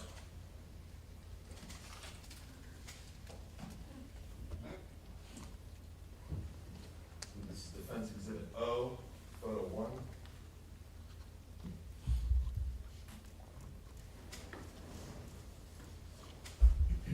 I'm showing you Photo 1. Do you remember this photograph? Yes. And what does it depict? It's a photo of me and Nathan at a flood place. A photo place? Yeah, in downtown Davis. And you remember this night? Yeah. Going to Photo 2, Defense Exhibit O. Do you remember this? Yes. What does this depict? It's me and Kaylee in the back of a car. Now, your testimony, this was in November of 2020. At this point, are you and Kaylee boyfriend and girlfriend? No. Okay. Do you like her at this point? Yes. She testified that you were giving her a lot of attention. Were you giving her a lot of attention? Yes. Going to Photo 3, do you recall when this was taken? Yes. What does this depict? It's me, Nathan, Miranda, and Kaylee all dressed up for an event. I think for Nathan's birthday. Going to Photo 4, is this from the same? Yeah. Now, I'm going to zoom in on how you were dressed. Do you have an earring dangling Yeah. from your left ear? Yeah. What is that earring? It's a Christ earring, a Jesus Christ earring. And it appears you were going for a shirt unbuttoned down look. Yeah. Was that intentional? Yeah. Okay. Were you trying to impress Kaylee in how you dressed? Yes. How was your hygiene when you started UC Davis? It was pretty good. I showered at least twice or once a day. Given that you played so many sports, was that how you showered throughout high school? Yes. Show me what's been Defense Exhibit O, Photo 5. What does this depict? That's a photo of me and Kaylee at Lake Tahoe. Now this we've heard testimony, this was on December 6th of 2020. Are you boyfriend and girlfriend then yet? I don't think so. Are you trying to be boyfriend and girlfriend at this point? Yes. And you have, what do we see in this photo? Do you have your arm around her? Yeah. At this point, did Kaylee know that you liked her? Yes. Okay. I'm showing you what's been marked as defense exhibit O photo 6. What do we see here? Yeah, so that's a picture of me and Nathan. I think he was trying to convince me to jump off the bridge with him into the water. Okay. Were you, well, did you want to jump into the water? Not at first. Okay. Did you ultimately jump? Yes. Now, I'd like to look at your bill. Did you gain some weight during your freshman year? Yes. Okay. What caused you to gain weight? The food that they had at Davis was pretty good, and it was all you could eat. So I would eat a lot, and also from snacking with Kaylee, we would eat a lot of snacks. Tell me about the meal plan you had freshman year. When could you get meals? How much could you eat? Yeah, so it was all you can eat. I would get breakfast, lunch, and dinner. For breakfast, they would serve eggs, pancakes, waffles, French toast. And then for lunch and dinner, they would have different options. But I remember the main dish that I ate, I think it's called, I forgot what it was called, but it was something with noodles. In high school, what would you eat for breakfast? I would just eat cereal, or I wouldn't eat sometimes. And what would you eat for lunch? I wouldn't eat lunch. And then what would you eat for dinner? Whatever my mom made. Why wouldn't you eat lunch? I didn't really like the school lunch, but yeah. Did your mom ever make you a lunch in high school? No, Did your dad ever make you lunch? no, At any point when you were in school, did your parents ever make you a lunch? I mean, like a bag lunch to bring? no. Showing you what's been marked, defense exhibit O, photo 7, what does this show? Yeah, that's a picture of me, Nate, Kaylee, Calvin, and Cynthia. Is this at the end of your freshman year? Yes. I'd like to talk to you about some other friends you made. Did you meet some individuals who belong to a fraternity? Yes. What individuals did you meet? I met Mark, Sid, Christian, and Phil. Okay. What is Mark's full name? Mark Capito. What is Christian's full name? Christian Ortega. What is Sydney's last name? Sydney Selesky. And what is Phil's last name? Phil Hahn. Who did you meet first? I think I met Mark first, then Sid, then Christian, and then later on I met Phil. Okay. How did you meet Mark? It was through a mutual friend, Calvin. They invited him to a party, and he told Nate, and Nate asked me if I wanted to go, and I said yeah. And I remember they picked us up and took us to the party to the house where the party was taking place. And I remember meeting Mark, and he had a plastic butterfly knife, which I thought was cool, and he showed me how to do like tricks with it. Okay, you said Mark had a plastic butterfly knife? Yeah. What is that? It's like it looks like a scissor without the handle, and then you could like flip it between your fingers and your hand, and you could, yeah. Was this a real butterfly knife or a plastic toy knife? No, it was a plastic toy knife. And what sort of tricks would Mark do with it? I would just see him like flip it in his hand. What did you think of Mark, Christian, and Sydney when you met them? I thought they were a pretty cool group to hang out with. Why? Because they were nice to us. And we had a lot of like similar interests. Now, were they older than you? Yes. But even though they were older than you, did they treat you well? Yeah. Ultimately, were you invited to rush their fraternity? Yes. Did anyone else rush with you? Yes. Who was that? Phil Hahn. Now, I'd like to talk to you about the rush process. Do you remember some of the requirements that you had to do to rush the fraternity? Yes. And what quarter did you rush the fraternity? I think it was fall and winter. Did you have to learn about a different culture? Yes. What culture did you have to learn about? The Filipino culture. So what were you expected to do? We were expected to know, not all, but like some of the facts about Filipino culture. Did you know anything about Filipino culture prior to going to Davis? No. So what did you study to learn about Filipino culture? Yes, I remember one of the assignments was called the I Hotel, and it was a hotel in San Francisco where a lot of Filipino people moved into. And I also remember it's called the Four Waves. It's about I think the World War and when the Filipino community started to join the army and how they transitioned to the United States. And Would you be tested on this in any way? yeah, How would you be tested on it? we would have to write an essay, not an essay, but like a paper about each subject, each assignment, and they would ask us about it when we would go to their house. Did you pass that part of the rush requirement? Not all of it, but yeah. We heard testimony from Mark and Phil about some sort of song and dance requirement. Yeah, Do you remember that? yeah, Were you given a song and dance requirement? yes, Was someone supposed to do that with you? yes. Who was that? Phil Hahn. Were you and Phil Hahn, what song and dance assignment were you and Phil Hahn given? Yeah, we chose to do Sugar Sugar by Baby Bash. What is Sugar Sugar by Baby Bash? It's a hip hop song. Are there two people singing? Yeah. And who are you supposed to perform the Sugar Sugar song for? What group? It was a sorority. So the plan was for you and Phil to perform in front of the sorority. Yes. Did that ultimately happen?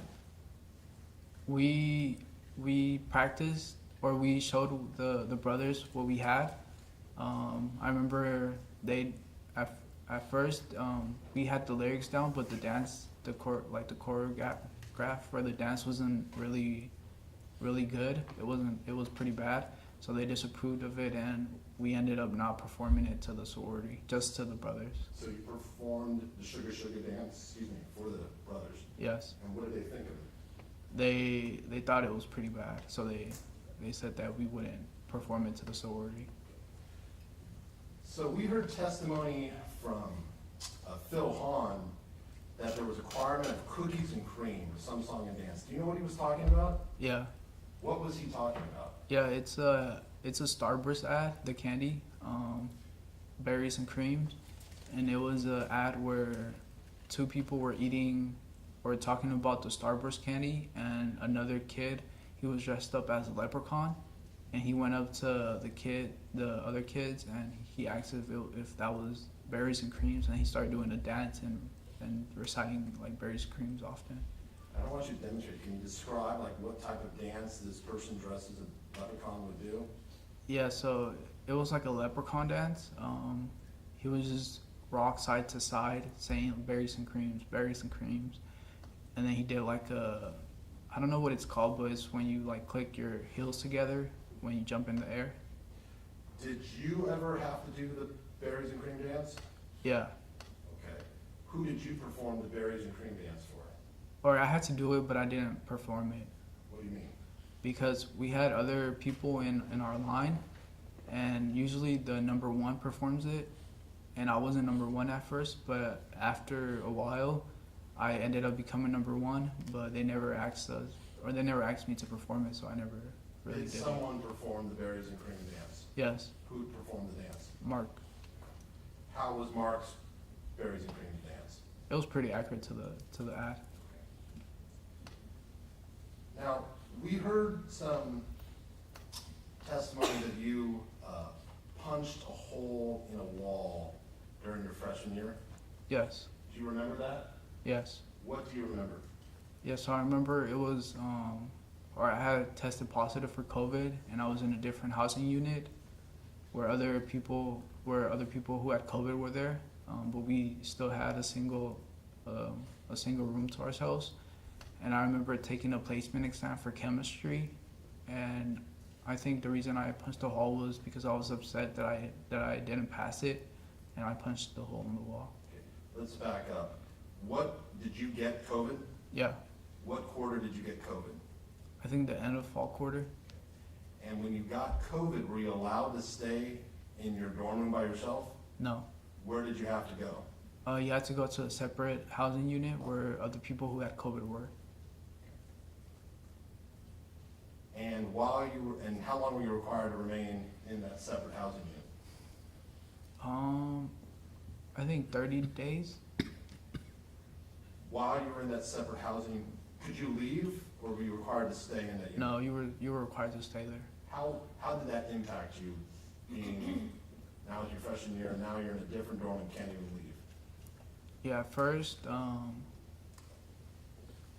remember just being kind of like hard about it. Like I didn't really like it, but then it like eased into me. Like I got used to it. What, did you have to take a test, a sort of placement test, while you were in that housing unit for COVID? Yes, And what placement test, what was that placement test for? it was for chemistry. When were you going to take chemistry? My fall quarter. So was this at the beginning of your fall quarter when you got COVID? No, but I took the chemistry test, but I didn't pass it, and I had to take it again so I could take chemistry. But I tried to take chemistry in my fall quarter. How did you do on the placement test? I didn't do well. I didn't pass it. And how did you feel when you found out you didn't pass? I felt upset Why were you upset? because I wouldn't be able to take the class, and it would put me a little behind. Mr. Dominguez, when you came to Davis, what was your goal as to what you want to do for a career? I wanted to be a doctor, And why did you want to be a doctor? to help people. And what major did you plan to take when you came to UC Davis? Biological sciences. And did you know that you would have to take chemistry as a pre-med requirement? Yeah. So after you found out you did not pass the chemistry placement, what did you do? That's when I went into the bedroom room and I punched the hole in the wall. What type of material was it that you punched? It wasn't. Like sheetrock? Yeah, I think it was sheetrock. It wasn't hardwood. Had you ever punched a wall before in your life? Yeah, I remember. I think I was 16, and me and my dad got into an argument, and I went to the backyard and started punching the garage wall. And those are the only two times you punched a hole in your wall at that point in your life? Yeah. Did you know what happened to the hole? Did someone patch it, or No, I don't know. were you able to finally move back to your own dorm? Yes. What sort of sports would you do your freshman year? Yeah. So we played. Me and Nate, we played football. And basketball. Where would you play football? It would be in the field right in front of the parking structure, the pavilion. If not, it would be near the MU. There would be other like fields, and we would if we had another person, we would do one-on-ones or we would just do drills. Did you ever play basketball? Yes, Who would you play basketball with? with Nate. Okay, where would you play basketball? We would either play at the Arc, the Davis courts, or the courts by an elementary school near Sycamore Park. you said you played the Arc, what is that? Yeah, it's the I think the recreational center where there's a gym and they have a like a track on top and they have basketball courts as well. And you said you played basketball at the elementary school next to Sycamore Park? Yeah, How many times do you think you played there? probably like 5 times. Did you ever work out with Kaylee? Yeah. What would the two of you do?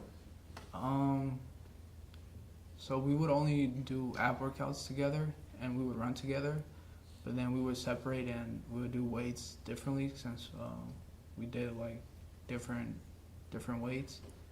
We didn't like have the same strength. But yeah, we would meet up towards the end to run and to do ab workouts. Where would you go to the gym? Is that what you would do? Yeah.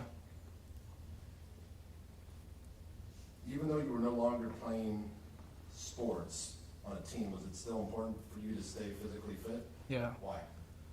I just grew up to be active, so I kind of wanted to stay active and stay in shape. Mr. Dominguez, we saw your transcript from your freshman year. How do you feel you did academically your freshman year? I think I did, at least for fall quarter, I think I did pretty good. The classes weren't that hard. But I do remember taking later on in my winter and spring quarter, taking chemistry, biology, and calculus, and I do remember those classes were a lot harder. I remember failing calculus. I'd like to take you back to high school. Was it hard for you to earn A's in most of your classes? No, the classes were pretty easy. Okay. So, if you did all your work, could you get an A? Yeah, When would you do your work? I would do it during the class. Did you find the classes you were taking at Davis more challenging than you expected? Yes. How so? Yeah, they required a lot more studying, and there was a lot more homework that they gave out compared to high school.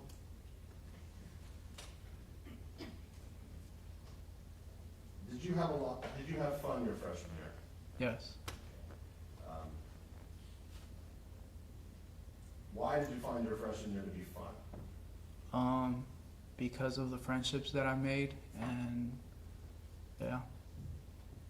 Do you think you spent a little too much time having fun when you should have been studying? Yeah, I think so. From your experience, do you think you were the only freshman who did that, or do you think other people did that as well? No, I think other people did that as well. Now, Mr. Dominguez, you've heard the testimony about the symptoms of schizophrenia, Yes. and as you sit here today, are you now familiar with symptoms of schizophrenia? Yes. When you left for UC Davis, did you even know what schizophrenia was? No. Had you ever heard about it? No. I'd like to begin with the first part of your freshman year. Let me back up. Prior to leaving for UC Davis, had you had any sort of health issues at all growing up? No. Other than that broken thumb, did you have to go to a hospital for any other reason? Yeah, I had, in elementary school, I had surgery done to remove my appendix. Other than the broken thumb and the appendix being removed, did you ever have to go to a hospital for anything else? No. Directing your attention to the first part of your freshman year, okay, prior to coming back from winter quarter. Thinking back, do you think you experienced any symptoms of schizophrenia during that time period? No. Now I'd like to direct your attention to the second part of your freshman year. Looking back, did you have any experiences which you now believe were or may have been positive symptoms of schizophrenia? Yes. What do you remember? I remember Once I was in Kaylee's dorm, and I had a dream where I don't remember if I woke up or if I just woke up in the dream, and I seen like a devil, like a shadow figure at the corner of the room, sitting down on a table with paper. You said a shadow figure. Describe what you saw. So it was just like a dark, still figure with no features. Yeah. Okay. What was this dark, still figure doing? He was just sitting down, and there was a table in front of him with a piece of paper. What was this figure doing anything with the paper? No. You said you believed this figure was the devil. Yeah. Why did you believe this figure was the devil? Or that's how I interpreted the dream as. I didn't really know too much about like what it was, so I just thought it was a devil. You said at the time you thought it was a dream. Were you awake or were you dreaming, or do you not know? I don't know. I'm not sure. When you saw this figure, where was Kaylee? She was next to me asleep. Did you try to do anything with respect to Kaylee? No. Did you try to wake her up? No. Do you recall, and how do you know this was during your freshman year? Because we were in the dorms. Other than it was after winter break, is there any way you could narrow it down to what month it was when you saw this person? No. Were you and Kaylee still together as a couple? Yeah. Or you were officially a couple by this time? Yeah. Did you experiencing anything else your freshman year that you now believe was a symptom of schizophrenia? Yes. What did you see? It was another dream. I was in my dorm, and I think it's called sleep paralysis. It's where you like wake up from the dream and you can't move, but you could hear and see things. And I saw another like shadow figure like on top of me, just like preventing me from moving. Okay. What do you mean you saw a shadow figure on top of you? Explain what you saw.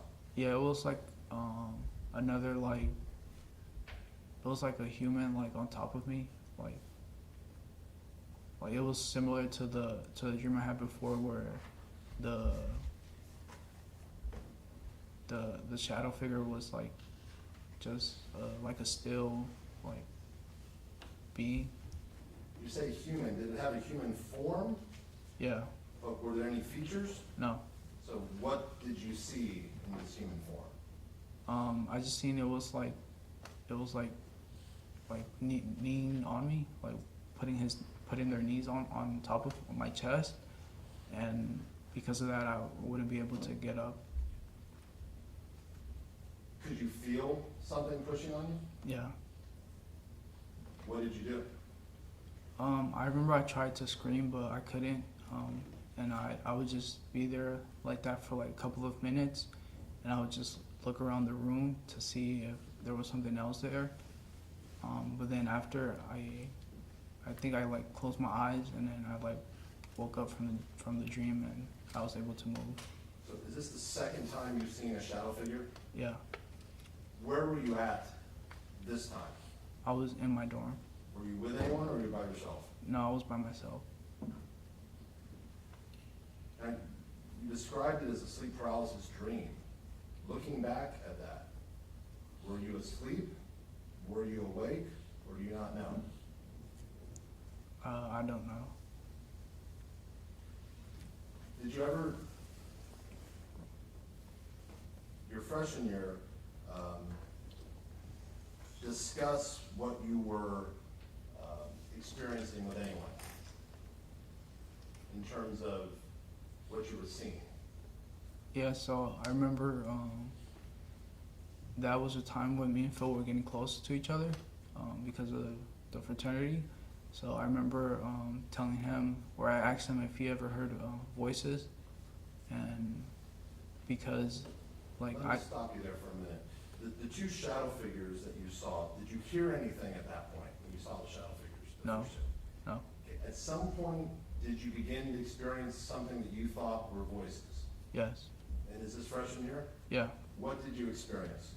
Yeah, I remember my thoughts were racing more, so I interpreted that as voices.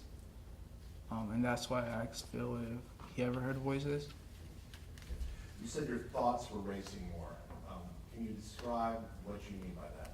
Yeah, so I would have more thoughts coming into my head out of like nowhere. Like I would just think of like random things. Did this concern you at all at the time? Not that much. Was it anything you'd ever experienced before in your life? These racing thoughts coming into your head? No. So do you recall where you had your conversation with Phil at? I remember it was in his car. I don't remember where we were specifically, but I do remember it was in his car. And did you tell him did you say racing thoughts or did you use the word voices? I used the word voices. You recall what Phil told you? No, I don't. Now, you were here when Mark Capito testified that you also asked him whether he heard voices. Yeah. Do you have any memory of speaking to Mark about the voices your freshman year? No.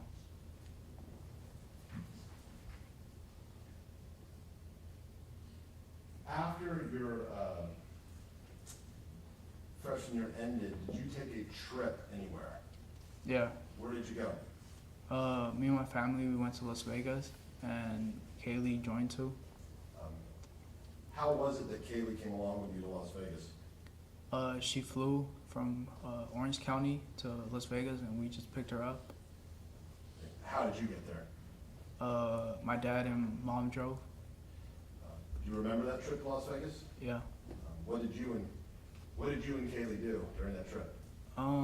We were either at the pool or we would take my brother and my sister. We would all go together to the strip just to walk around.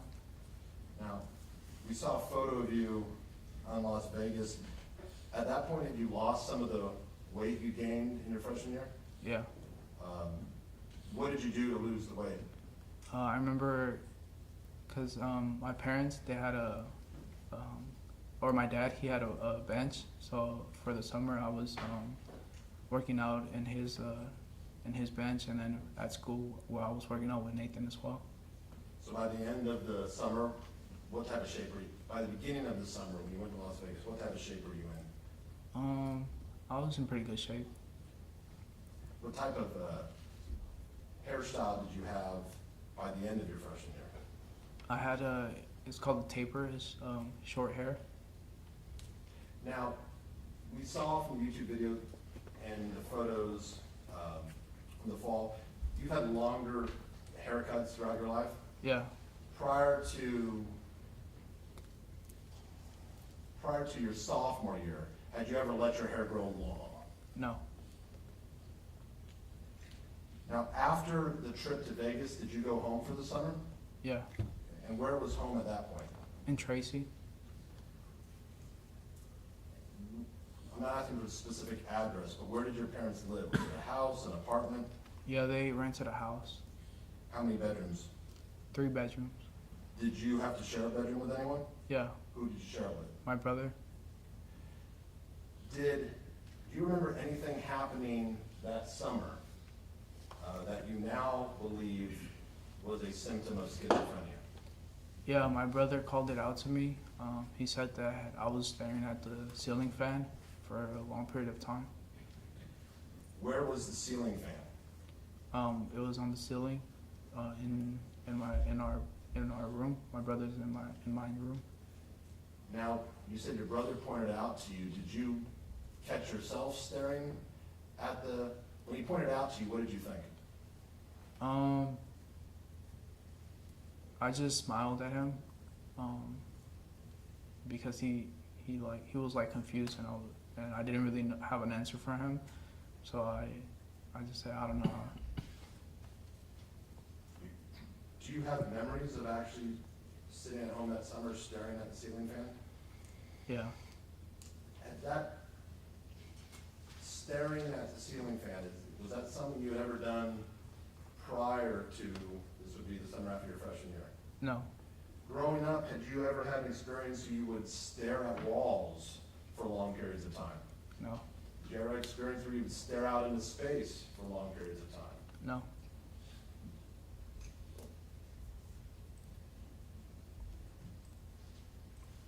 Anything else you remember about that summer, which you now believe was a symptom of schizophrenia? No.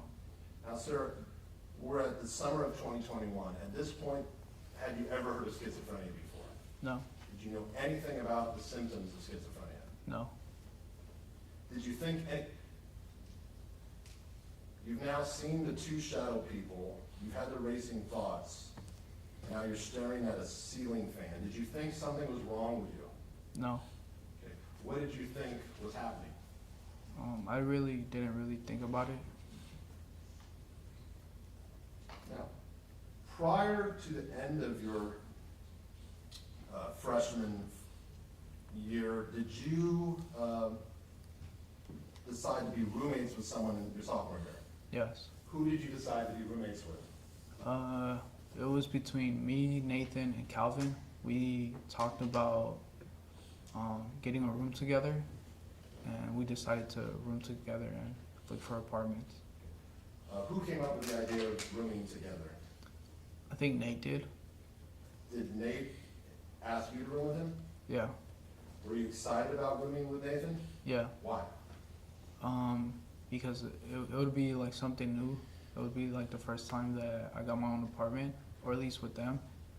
And it was fun being with them, so I thought it was gonna be pretty fun. Had your freshman year, had you lived in a dorm by yourself the entire year? Yeah. Who took the lead on finding the apartment? Calvin. And did he find that apartment before the summer ended? I mean, before the summer began, or was it during the summer? I think it was before summer. Do you remember when you moved, do you remember when you moved into the Parkside Apartments? Yes. And where are the Parkside Apartments located? They're in F Street. I don't know the specific address, but I know it's somewhere in F Street. When you moved into the Parkside Apartments, did Kaylee move anywhere?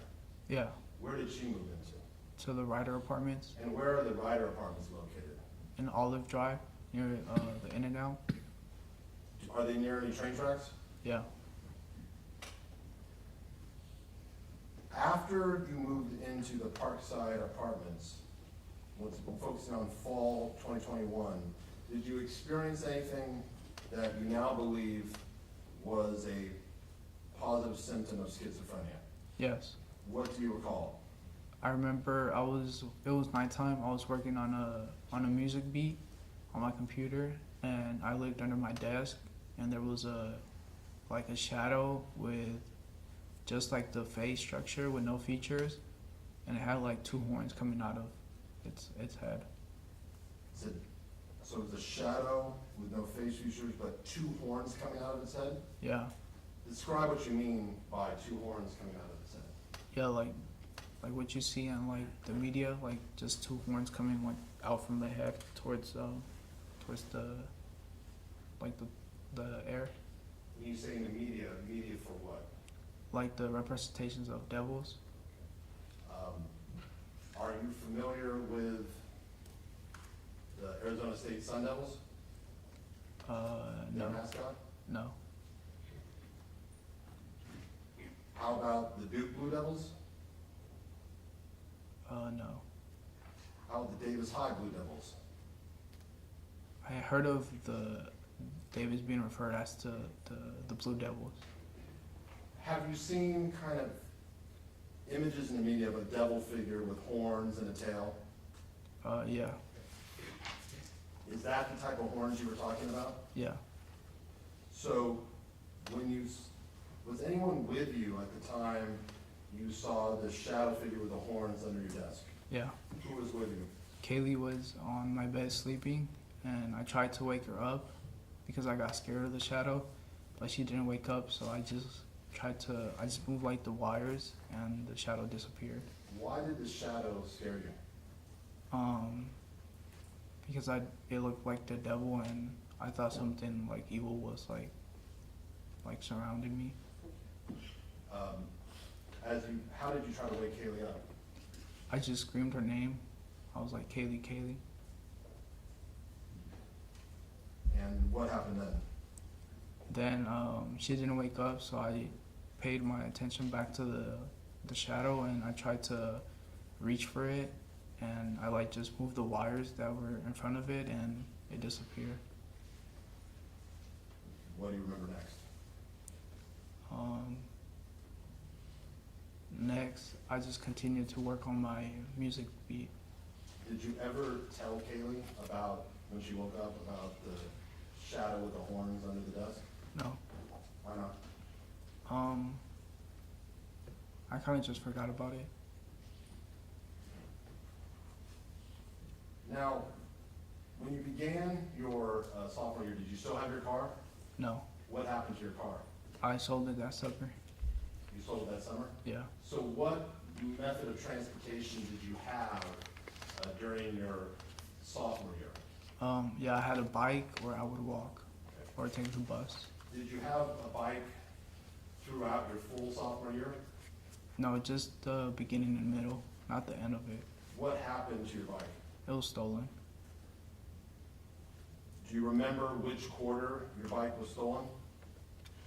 I think near the winter quarter. After your bike was stolen, did you get another bike your sophomore year? No. How would you get from the Parkside Apartments to the Ryder Apartments when you would go to visit Kaylee? I would either walk or ride my bike.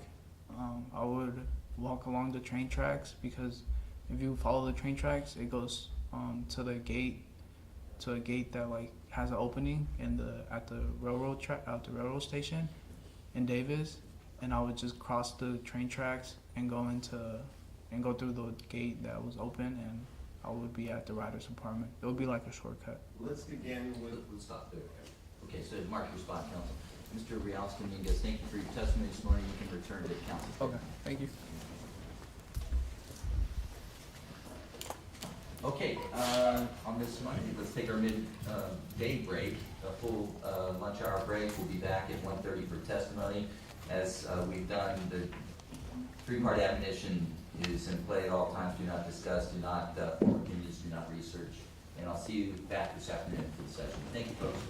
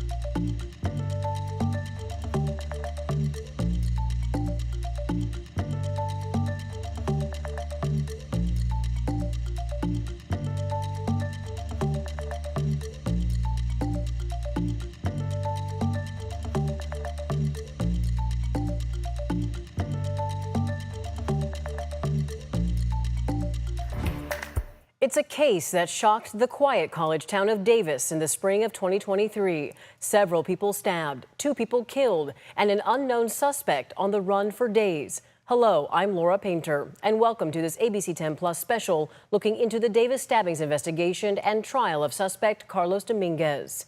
Here's a brief timeline of events. On April 27th, David Breaux was found dead in Davis's Central Park.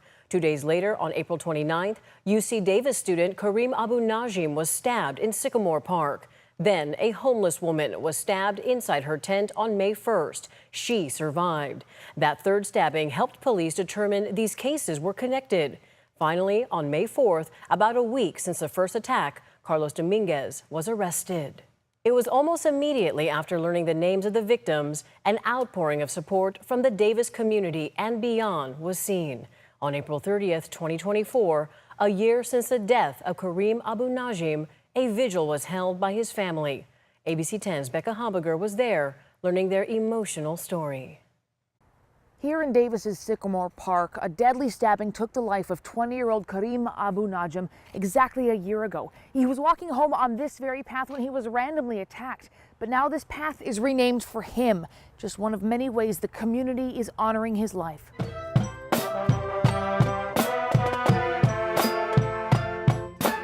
Imagining a life without Kareem Abu Najim. Nadine and I, we lost our son. Something his parents never thought possible. In about an hour, it will be exactly 1 year. To me and to many here, time stopped at that moment.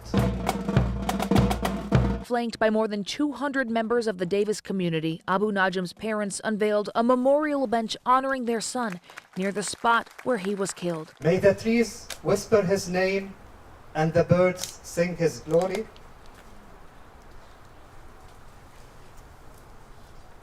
May the stars shine his light and the hearts carry his story. A memorial bench, walking path, and public art, all signs in Sycamore Park that Kareem Abu Najim's life will be remembered more than his death. We grieve as a community, and we heal as a community. And once more, your presence is a great solace to us. And his memory will help students in the form of scholarships. Together, we have managed to start 3 awards at UC Davis that inspire change, innovation, creativity, and collaboration, all inspired by what Kareem stood for. It's truly amazing how the family has been so strong in the midst of this tragedy. What a shining light they have been. For the community to come out and to honor the memory and also to see their tremendous strength. It's just been very, very moving. Abu Najim was the second victim. The first was David Bro, and 2 days ago the community remembered his life. May 4th marks 1 year since the suspect, Carlos Dominguez, was arrested. Just days before Kareem Abu Najim was remembered by family and friends, the first victim, David Bro, was honored. On April 27, 2023, the city of Davis named the corner of B Street and 3rd Street Compassion Corner in David's honor, echoing the art bench project he created in 2013 to create a gathering and listening space. His sister talked with ABC 10 and had this to say about her late brother. David was someone who reminded us we are capable of compassion no matter who we are, no matter what walk of life we come from. And he just was a constant reminder that compassion can live and does live. The memorials for the two victims came exactly a year after each of their deaths. Now let's take a look at the day Carlos Dominguez was arrested. Here are the details from ABC 10's Jeannie Nguyen on May 4th, 2023. We've made an arrest. It's what the Davis community has been hoping for all week after 3 people were stabbed and 2 of them killed. That would be 21-year-old Carlos Dominguez. During a press conference today, Davis Police Chief Darren Pytel says Carlos Dominguez was a UC Davis student up until last week. Chief Pytel credits the community in helping officers track down Dominguez yesterday afternoon. Yesterday afternoon, we had about 15 callers over near Central West Davis, near Sycamore Park, and they reported seeing a person who matched the description. Sycamore Park was the location where police say Dominguez stabbed and killed UC Davis student Kareem Najim on Saturday night. 2 days before that, police say Dominguez stabbed and killed David Bro at Central Park. Then this week, police say he stabbed a woman in her tent at 2nd and L Street. When police found him yesterday, he was just a few blocks from Sycamore Park. Chief Pytel says he was wearing nearly the same thing when he committed those crimes and had a large knife in his backpack. Police also say Dominguez lives at a home near Hawthorne and 8th, just a few blocks from Sycamore Park. Just about an hour ago, placed him under arrest on 2 counts of homicide for David Bro and Kareem Najim, and for 1 count of attempt murder. Police do say there is evidence the victims fought back because Dominguez had injuries on his hands and wrists. Following today's announcement, Davis Mayor Will Arnold assured the community that they can finally let their guard down. The individual believed to be responsible for these horrific, brutal attacks is no longer free to terrorize our community. Then, the next day on May 5th, Dominguez made his first appearance in court for an arraignment. ABC 10's Becca Habiger was there with the latest. We think the family of Carlos Reyes Dominguez was in the courtroom today, but let me tell you what we know. Dominguez's defense attorney met with a group of people after the hearing. Now, it's not uncommon for a defense attorney to meet with a defendant's family after such a hearing. We also recognized at least one of the people in the group from photos of Dominguez with his family that we have found on social media in recent days. But when we approached the group to ask about Dominguez, this is what they had to say.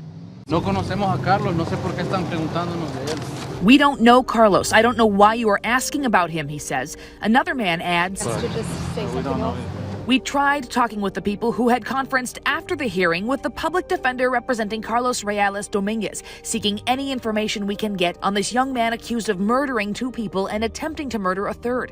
In a hearing that started at 1:30 and lasted less than 12 minutes, Dominguez appeared handcuffed and sullen. He kept his gaze downward, speaking only when the judge asked him a direct question. Mr. Dominguez? Yes. Is that your true name? Yes. Judge Daniel Woke read the charges: 2 counts of murder with enhancements for willful, deliberate, and premeditated murder and using a deadly weapon, and 1 count of attempted murder with enhancements for premeditation, using a deadly weapon, and inflicting great bodily harm. The prosecutor also added case enhancements for multiple murders, the violence of the alleged crimes, and the suspect's danger to society. Your Honor, I would acknowledge receipt of the complaint, enter not guilty pleas to all counts and denials to all enhancements. As for the question of bail, it was originally set at $4 million, but the prosecutor asked the judge to make Dominguez ineligible for bail, so he would have to stay in custody for now. It took 2 lives and it almost cost a 3rd person their life. Given that the danger that the defendant represents to the public, I would ask that no bail be set. The judge ultimately sided with the prosecutor. We asked the defense attorney and the prosecutor for comment after the hearing. Both declined to comment. Dominguez is next in court on May 22nd at 9 a.m. here at Yolo Superior Court. Then, during one of his first hearings, our cameras caught an outburst from Dominguez that raised questions about his mental state. Here's a clip from court, June 20th, 2023. I want to apologize, and I want to say I'm guilty and forgive me for... Hold on, sir, you have a 5th Amendment right. At the time of the outburst, Dominguez had already pleaded not guilty to 2 deadly stabbings and an attempted murder. His statement in court that day was not used against him or entered into the court record due to his not competent status at the time. Then, months after making his first appearance in front of a judge and the outburst a month prior, Dominguez's competency hearing started. That's when we learned more about his mental state around the time of the stabbings. In July 2023, we heard from a former girlfriend and a former friend.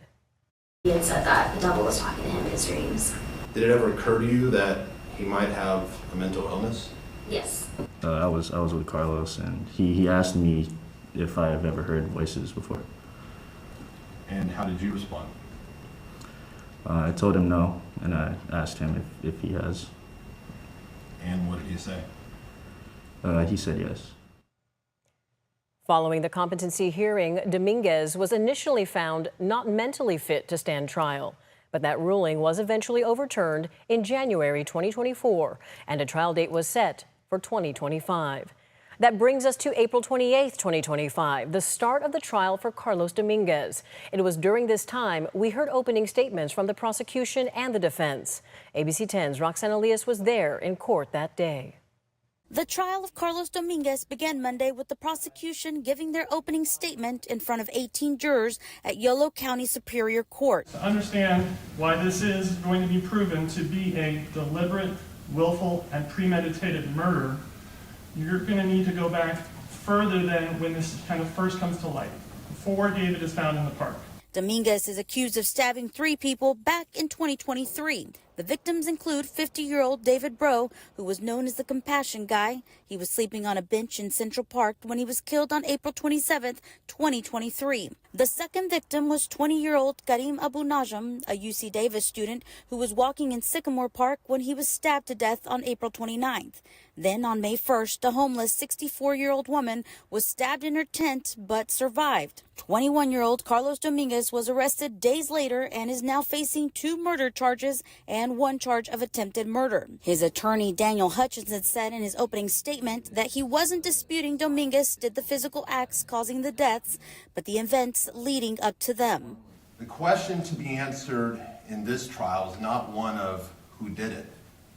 Rather, the question that will be presented to you is what was Carlos Ruiz Dominguez's specific intent and mental state when he did those physical acts? He says Dominguez got sick at some point before the incidents, but didn't recognize he was sick. He would later be diagnosed with schizophrenia. 2 men who found Davis's body at Central Park also took the stand and shared the conditions they found him in. The prosecution then ended the day with employees of the Davis Police Department detailing evidence from the day they found Bro at the park. The defense is asking jurors to reserve judgment until they hear all of the evidence. Please keep in mind, as I mentioned earlier, that this trial is not just about the physical acts that Mr. Ruiz Dominguez did, but also what was happening in his mind when he did them. It was on day 3 of the trial when we heard for the first time from the sole survivor, Kimberly Guillory. She painted a vivid picture of the moment she was attacked. ABC 10's Roxanne Elias has the details from court that day. Are you the one that was assaulted? Yes. What happened? I don't know. He just ripped open the tent and started punching me, and then he went to one of the other tents in the other tent. Davis stabbing victim Kimberly Guillory was visibly shaken in court on Wednesday after prosecutors played the audio from her 911 phone call on May 1st. The 66-year-old, who was homeless at the time of the stabbings, took the stand for about an hour and a half, recalling what she was doing earlier that day. She says she was visiting a friend and returned to her tent that night when it was dark. She remembered everyone at her campsite being asleep, and so she went into her tent, sat down, and started looking at her phone. She described someone coming up behind her where she was sitting and coming down on her with a knife. Guillory says at the time she wasn't sure she was being stabbed and thought someone was just punching her. At first, it took her breath away, and then it continued, and that's when she began to feel pain.